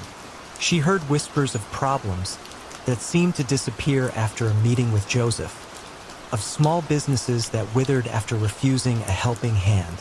Clara wasn't looking for a crime lord. She was looking for a story about local power dynamics. Her investigation began with meticulous financial sleuthing, focusing on the small, almost insignificant transactions, the low-interest loans that somehow never seemed to be fully repaid. the discrete property transfers that seemed to benefit only Joseph's associates. She noticed that the seemingly disparate strands of his public benevolence and his business dealings formed an intricate web of quiet control, a system of dependencies that subtly choked out competition and enforced loyalty. The moment it all unraveled wasn't a dramatic arrest, but a slow, agonizing exposure in the local newspaper.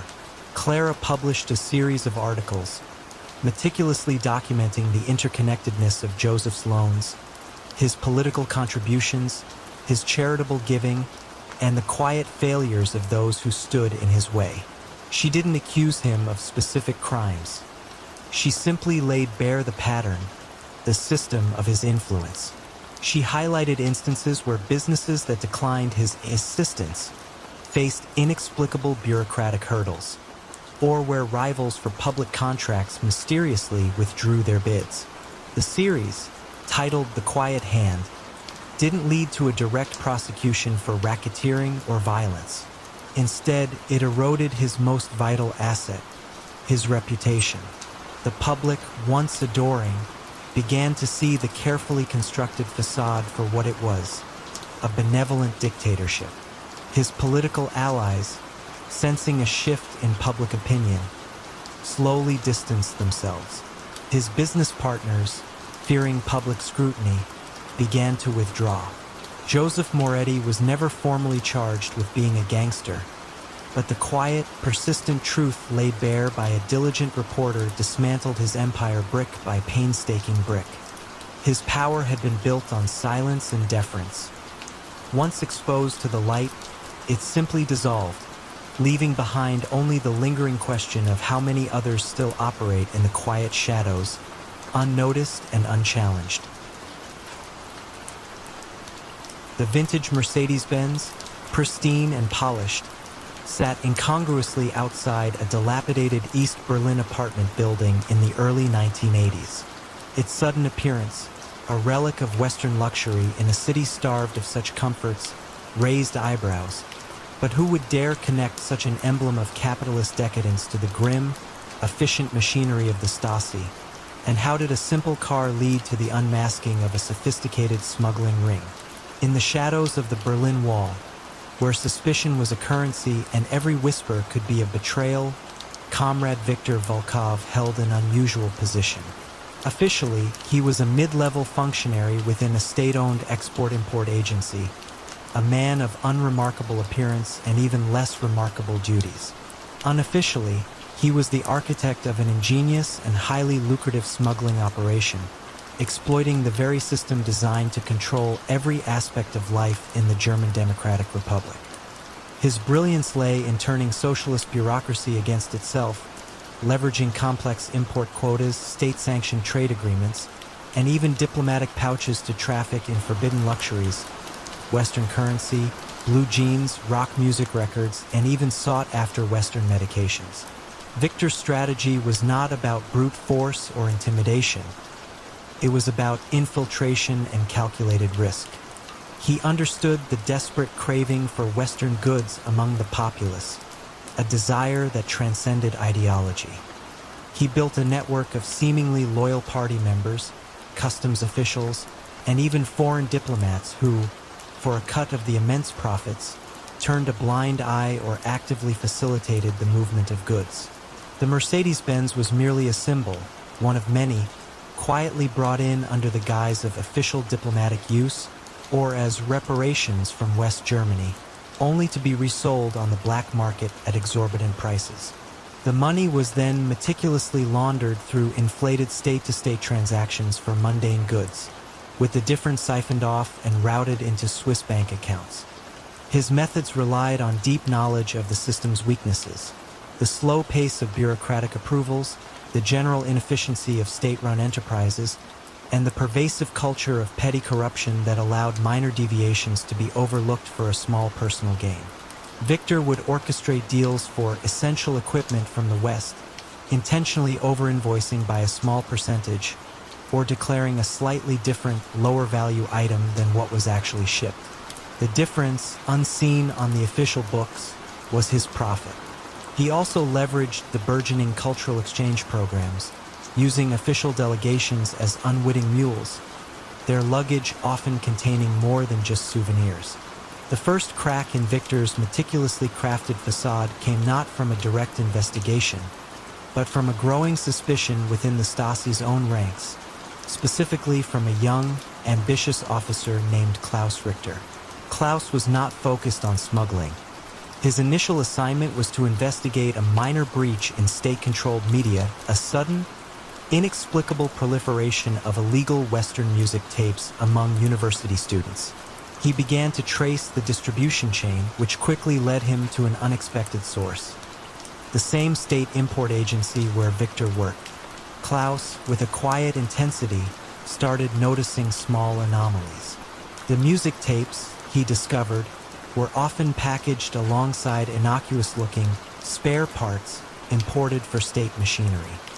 He began to cross-reference these spare parts with official import logs and realized that certain shipments seemed disproportionately large for the actual machinery they were supposedly for. He also noted the curious prevalence of high-value Western goods, from designer clothes to rare books, appearing amongst the families of certain mid-level functionaries, far beyond their official salaries. The Mercedes-Benz, appearing repeatedly near the same apartment block, became a tangible symbol of this hidden discrepancy. Klaus quietly observed. He noticed the same driver delivering seemingly random parcels to different apartments, all connected to the import agency. He began to track the car's movements, compiling a meticulous log that revealed a pattern of covert deliveries, far removed from any official duties. The moment it all unraveled for Victor was not a dramatic confrontation, but a quiet, early morning visit from Klaus and a small team of Stasi officers. They didn't kick down doors or wave weapons. They simply presented Victor with a meticulously detailed ledger, compiled by Klaus, cross-referencing import records, black market sales prices, and the movements of the Mercedes-Benz. It showed the true value of the goods Victor had been importing, the actual destination of those goods, and the staggering sums of Western currency that had vanished into private accounts. It was an undeniable, irrefutable map of his entire operation, drawn not with accusations, but with facts. Viktor Volkov's sophisticated system was brought down not by a single act of violence, but by the relentless, methodical, and almost invisible work of a young officer who simply paid too much attention to the subtle anomalies in a tightly controlled society. He was never publicly tried.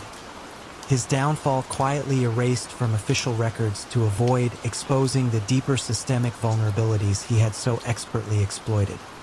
His meticulously laundered wealth was confiscated, and the Mercedes-Benz, that shining beacon of Western excess, was quietly repurposed for official use, a silent trophy of the system's relentless, if sometimes slow, victory over its internal threats. His story served as a chilling reminder that even in a world obsessed with control, true power often lies in the shadows, and its unraveling can be as quiet as a key turning in a lock. The old lighthouse, a stoic sentinel against the relentless Atlantic winds off the coast of Maine, had stood for over a century, a beacon of safety for countless mariners. Yet its remote, craggy isolation made it the perfect, albeit unlikely, nerve center for a massive transatlantic illicit trade network. How could such a lonely structure become the hidden fulcrum of an international criminal enterprise? And what secret signal finally brought its silent reign to an end? In the quiet, fog-shrouded coves of coastal Maine, during the late 1990s and early 2000s, Captain Silas Blackwood was a local legend, a man of the sea, with weathered hands and eyes that perpetually scanned the horizon. He was ostensibly the caretaker of the decommissioned Black Rock Lighthouse. In reality, Silas was the unassuming linchpin of an extensive smuggling operation that stretched from the rugged coasts of Europe to the hidden inlets of North America. His business wasn't about drugs or weapons. It was far more insidious and less overtly violent. The trafficking of illicit tobacco, counterfeit pharmaceuticals, and, most lucratively, untaxed alcohol, a silent tide of contraband washing ashore, eroding national economies one untaxed bottle at a time. Silas's criminal strategy was built on an intricate understanding of maritime routes, weather patterns, and, most crucially, human psychology. He exploited the very vastness and unpredictable nature of the ocean, using old fishing trawlers and repurposed cargo ships to meet larger vessels far out at sea, transferring goods under the cover of darkness and foul weather.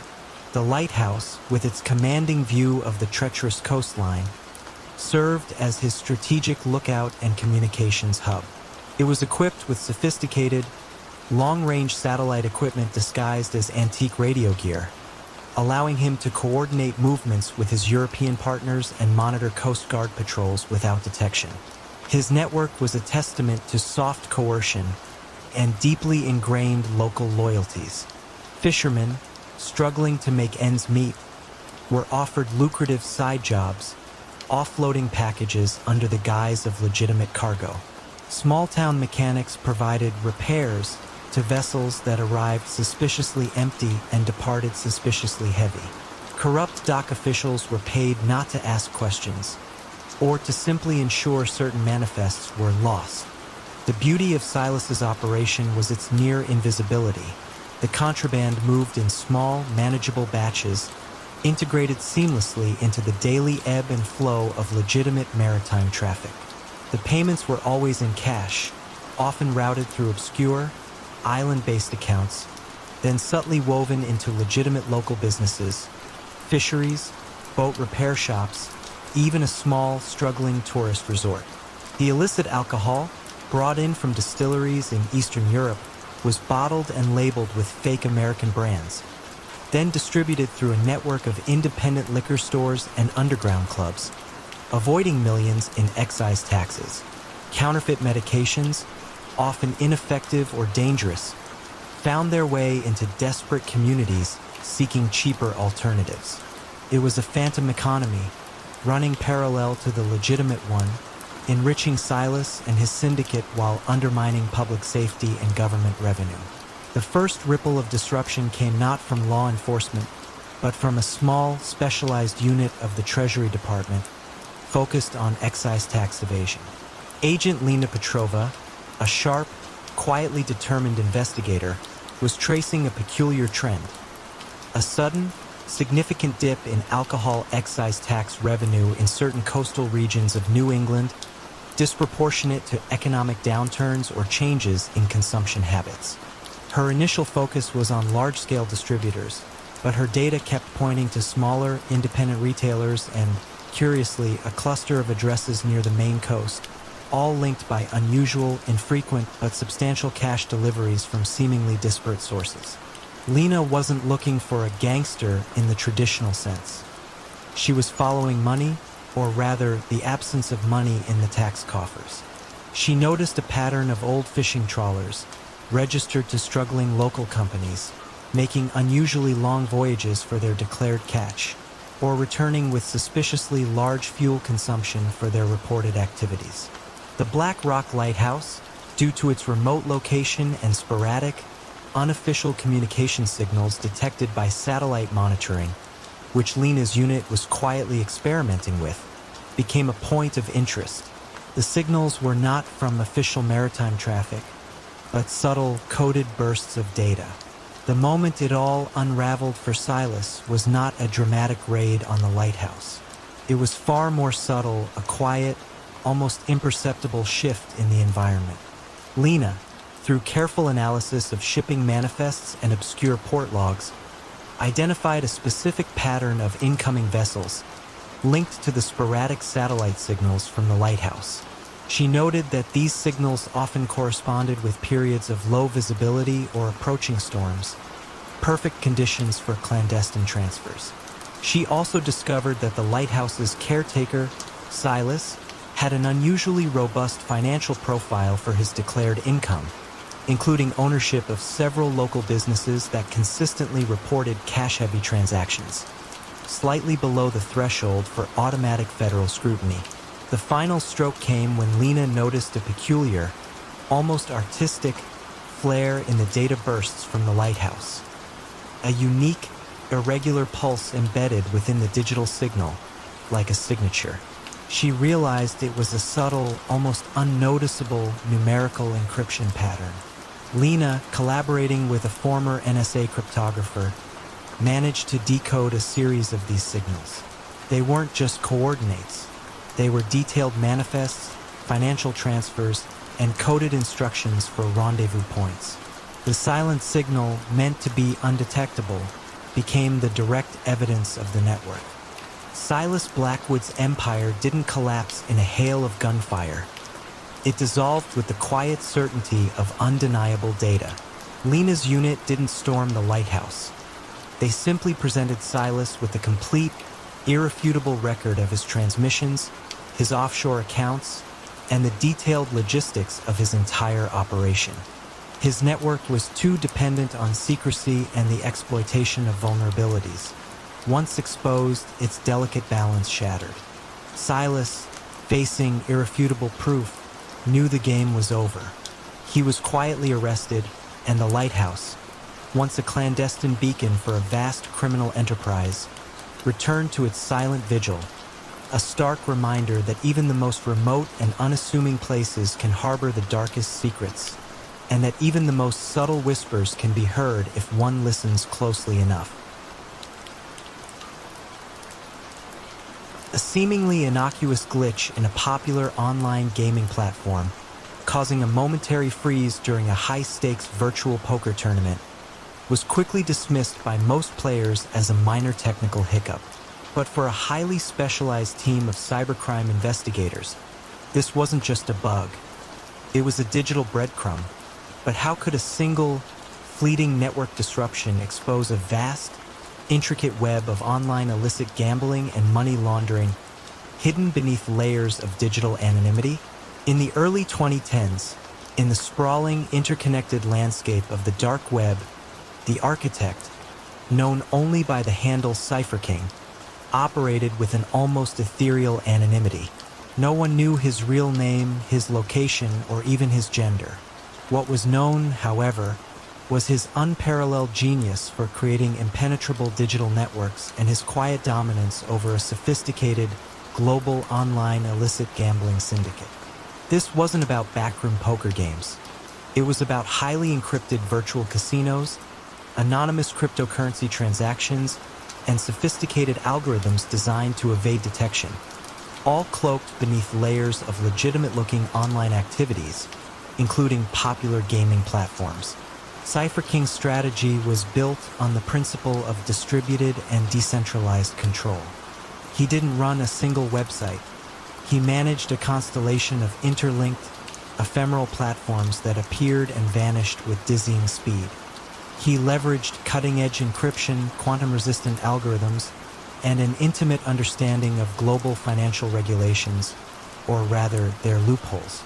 His network processed billions in untraceable cryptocurrency, converting it through a maze of tumbling services and darknet mixers before subtly funneling it into seemingly legitimate investments in tech startups, online advertising firms, and even digital art NFTs. The actual gambling platforms themselves were a marvel of digital engineering. User-friendly interfaces, secure betting systems, and a vast array of games that attracted high rollers from every corner of the globe. The illicit nature came from the lack of licensing, the absence of regulatory oversight, and the direct, untaxed flow of funds that bypassed traditional banking systems. Cypher King's power lay in his ability to maintain absolute anonymity for himself and his key associates, ensuring that even if one node of the network was compromised, the core remained untouched. He used soft coercion in the digital realm, subtly leveraging stolen data or exposing embarrassing online activities of individuals who posed a threat, ensuring compliance without ever making direct contact. The first hint of this digital empire emerged not from an FBI cybercrime unit, but from a small, independent group of net detectives, ethical hackers, and data analysts who volunteered their time to track large-scale financial anomalies for nonprofits. They were primarily focused on uncovering online fraud and scams, but a peculiar pattern of high-volume, low-value cryptocurrency transactions originating from seemingly disparate gaming accounts but converging on a handful of untraceable digital wallets, caught their attention. This was the source of the glitch in the poker tournament. It wasn't a bug. It was a fleeting moment where Cypher King's network, in the process of rapidly rerouting a massive influx of betting funds, experienced a microsecond delay as a new, highly complex encryption layer was deployed. It was a digital heartbeat that, to the trained ear of a net detective, sounded just slightly out of rhythm. One of these detectives, a brilliant but unassuming coder named Anya Sharma, fixated on this anomaly. She reasoned that such a sophisticated yet momentary disruption could only be the result of an equally sophisticated and perhaps illicit underlying system. Anya began her quiet, relentless pursuit. She didn't have law enforcement authority. She had raw analytical power and an insatiable curiosity. She didn't look for criminals. She looked for patterns, for anomalies in the digital noise. She cross-referenced the unique digital signature of the glitch with known encryption methods, with patterns of cryptocurrency flow, and with the ephemeral lifespan of certain disposable websites that briefly hosted high-stakes online games. She noted how seemingly random transactions, once stripped of their encryption, revealed a meticulously orchestrated network of money laundering, where virtual poker chips were the perfect camouflage for dirty money. The moment it all unraveled for Cypher King was not a dramatic raid on a server farm. It was the quiet, almost invisible unmasking of his digital signature. Anya, after months of patient analysis, developed a unique algorithm that could detect the ghost of Cypher King's specific encryption style, even after his servers were taken down and his digital footprints erased. She discovered a series of seemingly unrelated digital properties, a minor cryptocurrency exchange, a seemingly legitimate online art gallery, and a niche tech blog, all sharing a subtle, identical, and highly complex piece of underlying code. This code was the architect's fingerprint, a unique, almost artistic signature hidden deep within the matrix. Anya provided her findings, anonymously, to Interpol's fledgling cybercrime division. They didn't target Cypher King directly. Instead, they used Anya's algorithm to quietly dismantle the infrastructure of the associated legitimate businesses that were serving as the final laundering points, freezing assets and seizing servers without ever directly accusing the architect. Cypher King's empire didn't collapse with a bang, but with a series of quiet, targeted digital seizures that rendered his network financially useless. He vanished from the dark web, his legendary anonymity perhaps preserved, but his empire irrevocably shattered, a chilling testament to the fact that even in the vast, seemingly boundless expanse of the internet, no secret is truly safe from the quiet persistence of a determined digital sleuth.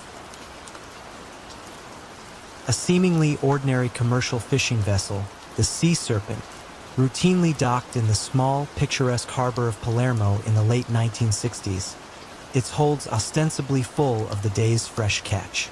Yet, local fishermen often whispered of its unusually quiet departures and its uncanny ability to navigate treacherous waters, even in the thickest fog, leading one to wonder.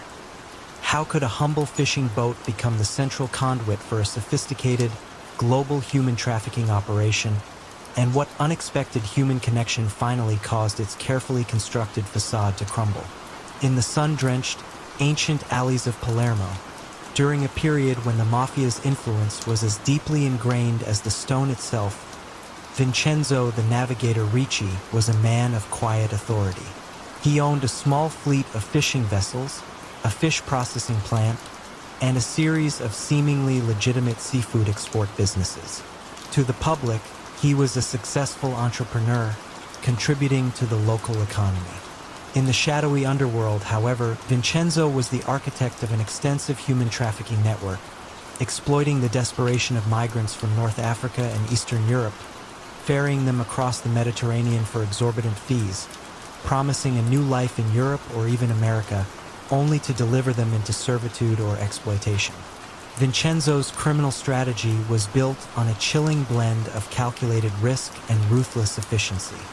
He leveraged the sea serpent and other vessels, using their legitimate fishing activities as a perfect cover. Migrants, often hidden in cramped, suffocating compartments beneath tons of ice and fish, were transported across international waters.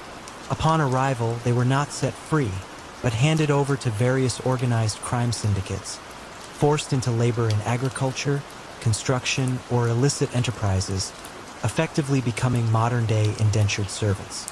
The money from these operations, vast sums often paid in advance by desperate families, was meticulously laundered through his seafood empire.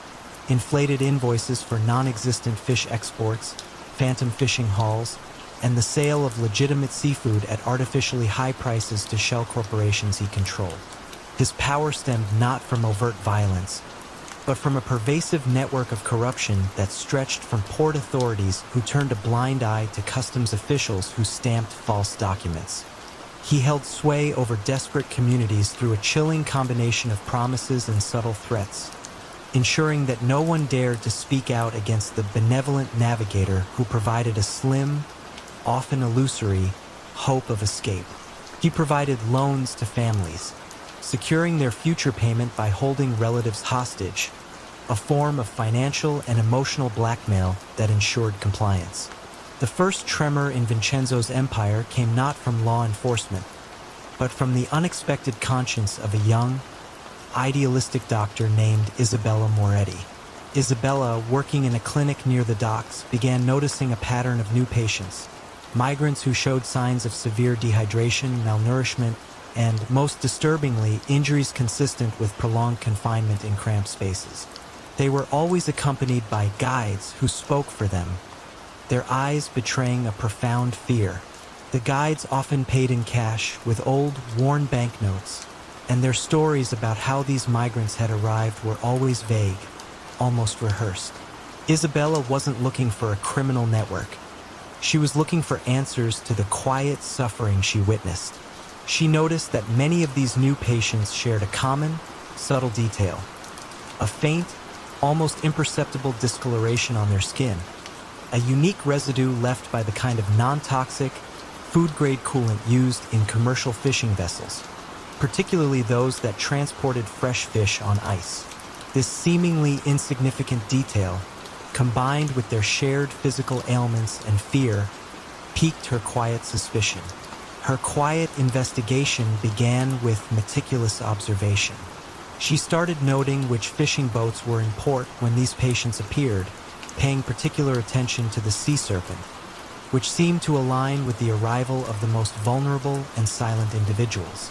She discreetly observed the guides, noting their interactions, their subtle displays of control, and their casual familiarity with members of the port authority.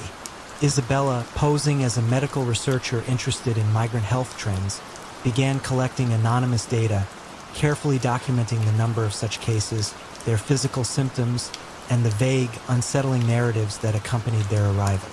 The moment it all unraveled for Vincenzo was not a high-speed chase on the open sea, but a quiet, almost imperceptible betrayal. Isabella, through her medical work, formed a fragile trust with a young, terrified migrant woman who, after receiving compassionate care, finally whispered a single, chilling detail about her journey: the suffocating darkness, the smell of fish and ice, and the distinct, rhythmic hum of the sea serpent's engines. This wasn't enough for an arrest, but it confirmed Isabella's suspicions. Isabella, unable to go to the local authorities she suspected were compromised, contacted a small, independent human rights organization in Rome, providing them with her meticulous medical data, her observations, and the single, terrifying testimony. The organization, recognizing the gravity of the patterns, discreetly alerted a specialized unit of the Italian National Police, far removed from local influence. They didn't storm the sea serpent with sirens blaring. Instead, they waited. They gathered intelligence, using satellite imagery to track the sea serpent's unusual rendezvous points at sea, cross-referencing its movements with known migrant departure zones and the sudden appearance of new, vulnerable laborers in various regions. They noted the carefully laundered money flowing through Vincenzo's fish businesses. The sea serpent was finally interdicted not on a high seas chase, but when it entered a specific, isolated port known for its lax oversight, a port Vincenzo believed was still under his control. The authorities, acting on the precise information gleaned from Isabella's quiet persistence and the migrant woman's whispered truth, were waiting. The hold of the sea serpent was opened, revealing not just fish, but dozens of terrified human beings.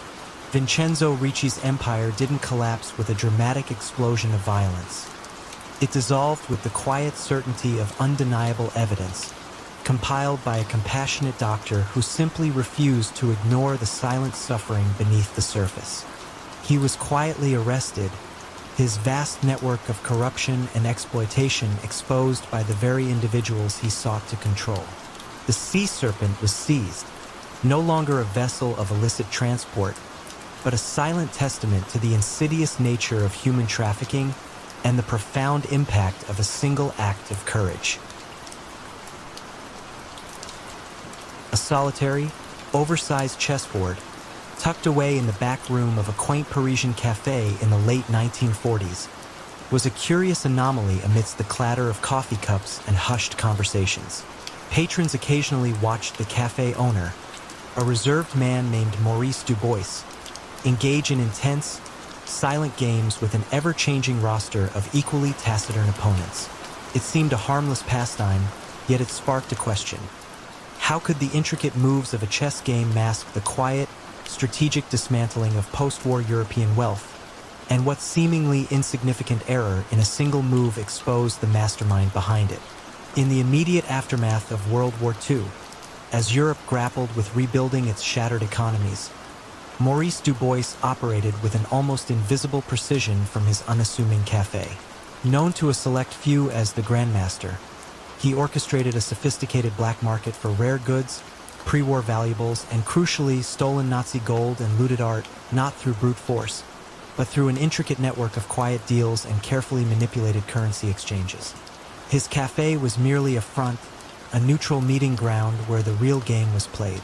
Maurice's criminal strategy was a masterclass in financial alchemy and psychological manipulation.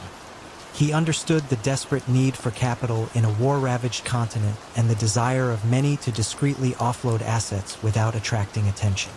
He specialized in soft coercion, leveraging hidden vulnerabilities, whispers of past collaborations, or the quiet threat of exposing wartime secrets to compel individuals to sell their assets at far below market value. The chess games were his true language. Each move on the board mirrored a transaction, a movement of goods, a transfer of funds, or a subtle message passed between silent partners. His opponents were the key players in his network, former resistance fighters turned opportunists, disillusioned government officials, and even aristocratic families desperate to liquidate their remaining valuables without public scrutiny. The gold and art, spirited away from various hiding places across occupied Europe, were meticulously cleaned through a process of historical obfuscation and discreet sales to private collectors in neutral countries. Maurice would arrange for seemingly legitimate art dealers to rediscover lost masterpieces or for Swiss banks to process large, untraceable deposits under the guise of post-war reconstruction funds. His genius lay in his ability to make illicit gains appear as part of the chaotic, yet legitimate, reordering of Europe's economy. The first hint of this meticulously constructed empire came not from a police investigation, but from a persistent, sharp-witted journalist named Geneviève Dubois, no relation, who was researching an article on the surprisingly robust resilience of Paris's black market. Geneviève was drawn to the cafe by a tip about an unusually high number of foreign dignitaries and wealthy individuals frequenting such an unremarkable establishment. She was a keen observer of human behavior, and the silent intensity of the chess games, combined with the often nervous demeanor of Maurice's opponents, struck her as highly unusual for a casual pastime. Geneviève wasn't looking for a criminal. She was looking for a compelling story about post-war underground economies. She began to subtly observe the cafe's patrons, noticing that Morris's chess opponents were often individuals whose names subtly reappeared in obscure financial filings. She was tracing records of shell companies, transfers of assets, or discrete auctions of pre-war valuables. She realized that the chess moves weren't just for entertainment. They were coded conversations, a silent language understood only by those deeply embedded in the network. Her quiet investigation began with piecing together the subtle signals.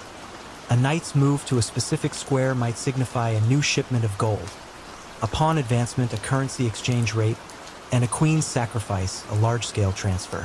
She started to map the patterns, noticing that the games often ended abruptly after a critical move, or that players would arrive with one set of expressions and leave with another entirely.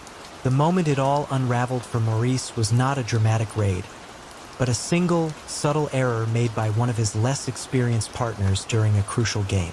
Maurice, in his usual calm demeanor, had made a specific move that signaled the arrival of a large, highly sensitive art shipment. His partner, under pressure, responded with a slightly incorrect countermove, a minor deviation from the prearranged code. To the casual observer, it was just a poor chess decision. To Genevieve, who had spent weeks meticulously observing and learning the language of the board, it was a discordant note, a misplaced word in a secret conversation. This tiny error, a false move on the chessboard, led Genevieve to focus on the specific art shipment that was implied by the correct move. She discreetly followed the partner from the cafe, observing his subsequent movements, which led her to a hidden warehouse on the outskirts of Paris, where the art, much of it looted during the war, was being temporarily stored before being laundered through various auction houses. Genevieve didn't storm the warehouse. She quietly informed a highly trusted anti-corruption unit within the French Charite, providing them with her meticulously compiled observations and the decoded language of the chessboard. Maurice Dubois's empire didn't collapse with a grand explosion. It dissolved with the quiet precision of a well-played endgame. The Charite, acting on Genevieve's intelligence, moved swiftly and discreetly, seizing the art and freezing the associated bank accounts, all without ever directly accusing Maurice in a public spectacle. He was quietly arrested, his sophisticated network dismantled, exposed not by a dramatic chase or a violent confrontation, but by the intellectual prowess of a journalist who understood that sometimes the most dangerous secrets are hidden in plain sight, in the silent, strategic movements of a game of chess. The cafe, stripped of its hidden purpose, returned to being just a cafe, a quiet reminder that even in the most serene settings, grand and illicit strategies can unfold, revealed only by the sharpest of observers. A perfectly executed corporate takeover, hailed in financial journals as a masterclass in strategic acquisition, left an uncomfortable silence in its wake, a chilling emptiness that belied the public celebration. How could such a seemingly brilliant business strategy be a front for something far more sinister? And what was the true, quiet cost of such cold, calculated dominance? In the gleaming skyscrapers of 1980s New York City, Julian Thorne, often referred to as the executive, cut an impressive figure. As the sharp-suited head of Thorne Acquisitions, he was a name whispered with a mix of awe and trepidation in boardrooms across the nation. His firm specialized in mergers and acquisitions, with a particular knack for identifying undervalued companies ripe for restructuring. Publicly, he was lauded as a visionary, a man who could turn failing enterprises into profitable ventures. Privately, Julian was a master of a new kind of criminal enterprise, one that wielded balance sheets instead of firearms and leveraged financial vulnerability over physical intimidation. Julian's rise was built on a chillingly detached intellectual approach to corporate prey. He didn't engage in typical racketeering. His method was far more insidious, corporate asset stripping disguised as legitimate M&A. He targeted mid-sized, often family-owned businesses that were struggling or had valuable underutilized assets, be it prime real estate, proprietary software, or a loyal customer base. His offers were always just generous enough to entice owners weary of battle, but the terms of the deals were meticulously crafted to leave them with little recourse once the ink was dry. Once a company was acquired, Julian would swiftly move to liquidate its most valuable physical assets, selling them at inflated prices to a network of shell corporations he secretly controlled. The legitimate cash flow of the acquired business would then be siphoned off through complex, fabricated invoicing for consulting services or management fees to these same shell entities. Meanwhile, the original company would be loaded with fraudulent debt, its assets mortgaged to the hilt before being declared bankrupt, leaving the former owners and often unsuspecting banks holding a worthless shell while the true value had already been meticulously extracted and laundered through his intricate web of offshore accounts and legitimate reinvestments in new tech ventures or commercial properties. His soft coercion was the threat of financial ruin. If an owner resisted his offer or a key employee threatened to expose his methods, Julian didn't send thugs. He deployed his team of highly aggressive corporate lawyers, initiating a flurry of lawsuits, spreading damaging rumors in the financial press, or subtly manipulating stock prices to devalue the target company, forcing capitulation through overwhelming legal and financial pressure. It was a silent, relentless war fought in courtrooms and stock exchanges. The first faint tremor in Julian's meticulously constructed edifice came from an unexpected quarter. Evelyn Reed, a junior internal auditor at a major commercial bank that had financed several of Thorn Acquisition's recent deals. Evelyn was not looking for a criminal mastermind. She was simply obsessed with anomalies in financial data. She noticed a peculiar pattern. Many of the companies Thorn acquired, despite their public promise of restructuring, seemed to swiftly liquidate their core physical assets, followed by surprisingly fast and often opaque resales or repurposings. This defied typical M&A strategies focused on long-term growth and synergy. Evelyn, driven by a quiet, almost obsessive need for numbers to add up, began pulling at these threads. Why were profitable product lines abruptly shut down? Why were prime real estate assets consistently sold below market value to obscure trusts, only to resurface at higher values under different, yet seemingly connected ownership? She traced the labyrinthine flow of funds, noticing that many of the companies Thorn acquired quickly became hollow shells, or their assets were mortgaged to the hilt. Then the original company was bankrupted, leaving the bank holding worthless paper, while the underlying value had already been extracted. The crucial detail that truly began the unraveling was Evelyn's discovery of a recurring, subtle pattern. Companies acquired by Thorn Acquisitions often had unique, but difficult-to-trace, intangible assets, specific intellectual property, proprietary software, a unique customer database, that mysteriously vanished or were transferred before the public-facing asset stripping began. She realized these intangible assets were being quietly funneled to other, seemingly unrelated, legitimate businesses also controlled by Julian. He wasn't just stripping assets. He was stealing the core intellectual capital, using it to establish new, profitable ventures with stolen ideas, while leaving the original companies as empty shells for fraudulent loans. Evelyn didn't confront Julian. She quietly compiled her findings, not as accusations of racketeering, but as a comprehensive financial report to her superiors. It detailed a consistent pattern of highly unusual, financially destructive acquisitions that seemed specifically designed to extract specific, often intangible value while leaving behind insolvent entities and substantial debt. The bank, facing the specter of massive regulatory penalties and devastating reputational damage, quietly launched its own internal investigation, which corroborated Evelyn's findings, then shared the report with federal regulators. Julian Thorn's downfall was not a dramatic arrest captured on camera, but a quiet, devastating collapse of his financial empire. His credit lines were summarily frozen, his pending deals were halted, and his network of legitimate businesses faced intense, simultaneous audits. He was never publicly tried for being a traditional gangster, but rather for a cascade of complex financial frauds, insider trading, and corporate malfeasance. His power, built entirely on the illusion of corporate legitimacy and the quiet manipulation of financial systems, simply evaporated when the intricate web of numbers no longer added up. His story became a chilling testament to how the most dangerous predators can wear tailored suits and their most potent weapons can be balance sheets, leaving a lingering question about what other quiet, powerful forces operate undetected, hiding in plain sight within the seemingly legitimate folds of the financial world. The antique clock shop on a quiet street in Florence, 1955, with its charming chime echoing through the cobblestone alleyways, seemed utterly harmless, a place where time itself was meticulously repaired.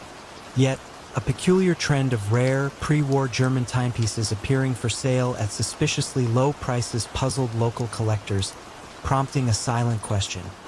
How could such an artisanal front conceal a sophisticated network for smuggling historical artifacts, and what single, almost imperceptible detail in a seemingly perfect antique finally led to its quiet exposure?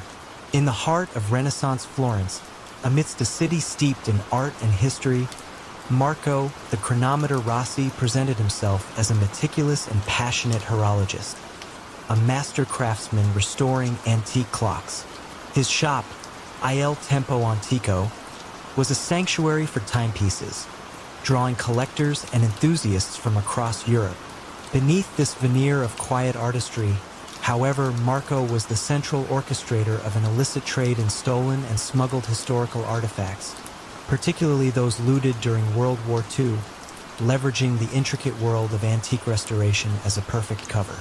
Marco's criminal strategy was one of extreme subtlety and deep historical knowledge. He didn't deal in stolen paintings or sculptures that would attract immediate high-profile attention. Instead, he specialized in smaller, less conspicuous, but equally valuable items. Antique maps, rare scientific instruments, precious manuscripts, and, of course, the German timepieces that were his specialty. Many of these items had been taken during the war, their provenance deliberately obscured. He used his reputation as a respected restorer to acquire these items, often at greatly reduced prices from individuals who were either unaware of their true value or desperate to offload them without scrutiny. His network was built on discreet contacts. Disaffected former soldiers who had found treasures during the war, private collectors with lax ethical standards, and corrupt customs officials across Europe who overlooked his carefully packaged shipments. The timepieces, meticulously disassembled and reassembled, were the perfect vehicle for smuggling. Smaller artifacts could be hidden within their hollow casings or behind false clock faces. The money from these sales, often in untraceable cash, was then laundered through inflated invoices for restoration work, phantom sales of common antiques, and discreet investments in local craft workshops he secretly controlled. He employed soft coercion by subtly threatening to expose the past of individuals who dealt with him, ensuring their silence and continued cooperation. The first ripple of suspicion came not from law enforcement, but from Dr. Alistair Finch, no relation to the silk merchant, a British academic and an authority on 18th century German horology, who was visiting Florence on a research sabbatical. Alistair was browsing Il Tempo Antico when he noticed a rare pocket watch, a specific model he had previously believed to be unique, displayed casually amongst other pieces. Its apparent twin, which he had studied years earlier, was known to be held in a private German collection and was supposedly one of a kind. The price, too, was surprisingly low for such an artifact. Alistair wasn't looking for a criminal. He was seeking intellectual puzzles.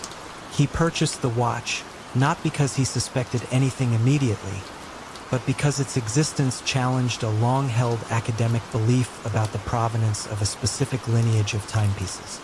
Back in his hotel room, he began to meticulously examine the watch, comparing it to his detailed notes and photographs of the German original. The craftsmanship was flawless, the aging seemingly authentic.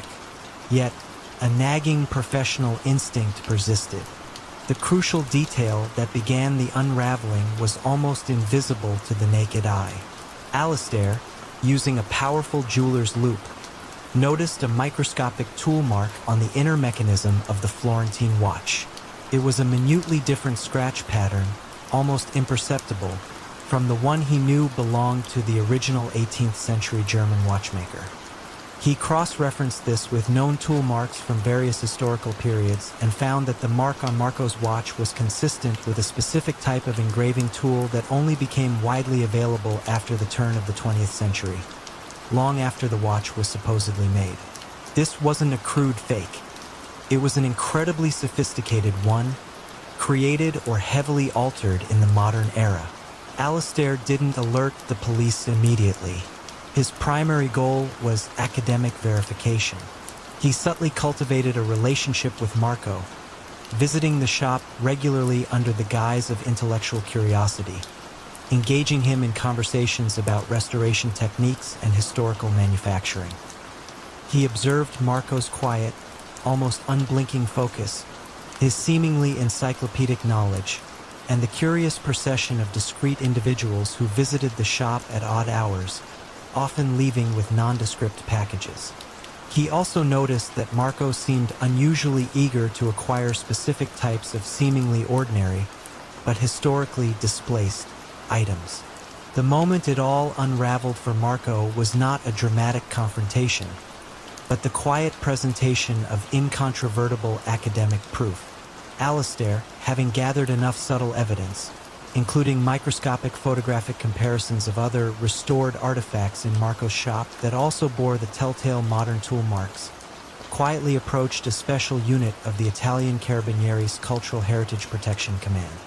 He presented them with his detailed forensic horological analysis, demonstrating how the restoration was, in fact, an intricate process of redating and recontextualizing stolen historical artifacts, using genuine parts combined with modern alterations to bypass authentication. Marco Rossi's quiet empire didn't collapse with a bang. It dissolved with the silent precision of scientific evidence. The Carabinieri, acting on Alistair's meticulous findings, didn't raid il tempo antico. Instead, they conducted a quiet, comprehensive audit of his inventory, requesting detailed provenance for every item and cross-referencing his meticulous restoration logs with the specific tool mark analysis provided by Alistair. Faced with irrefutable proof that his restorations were actually an elaborate form of historical laundering, Marco quietly confessed, his facade of artistry crumbling under the weight of his own meticulous deceptions. The antique clock shop, once a charming front for a vast criminal enterprise, became a somber reminder that sometimes the most dangerous secrets are hidden in the ticking mechanisms of time itself, waiting for the quiet, discerning eye to find the single misplaced gear.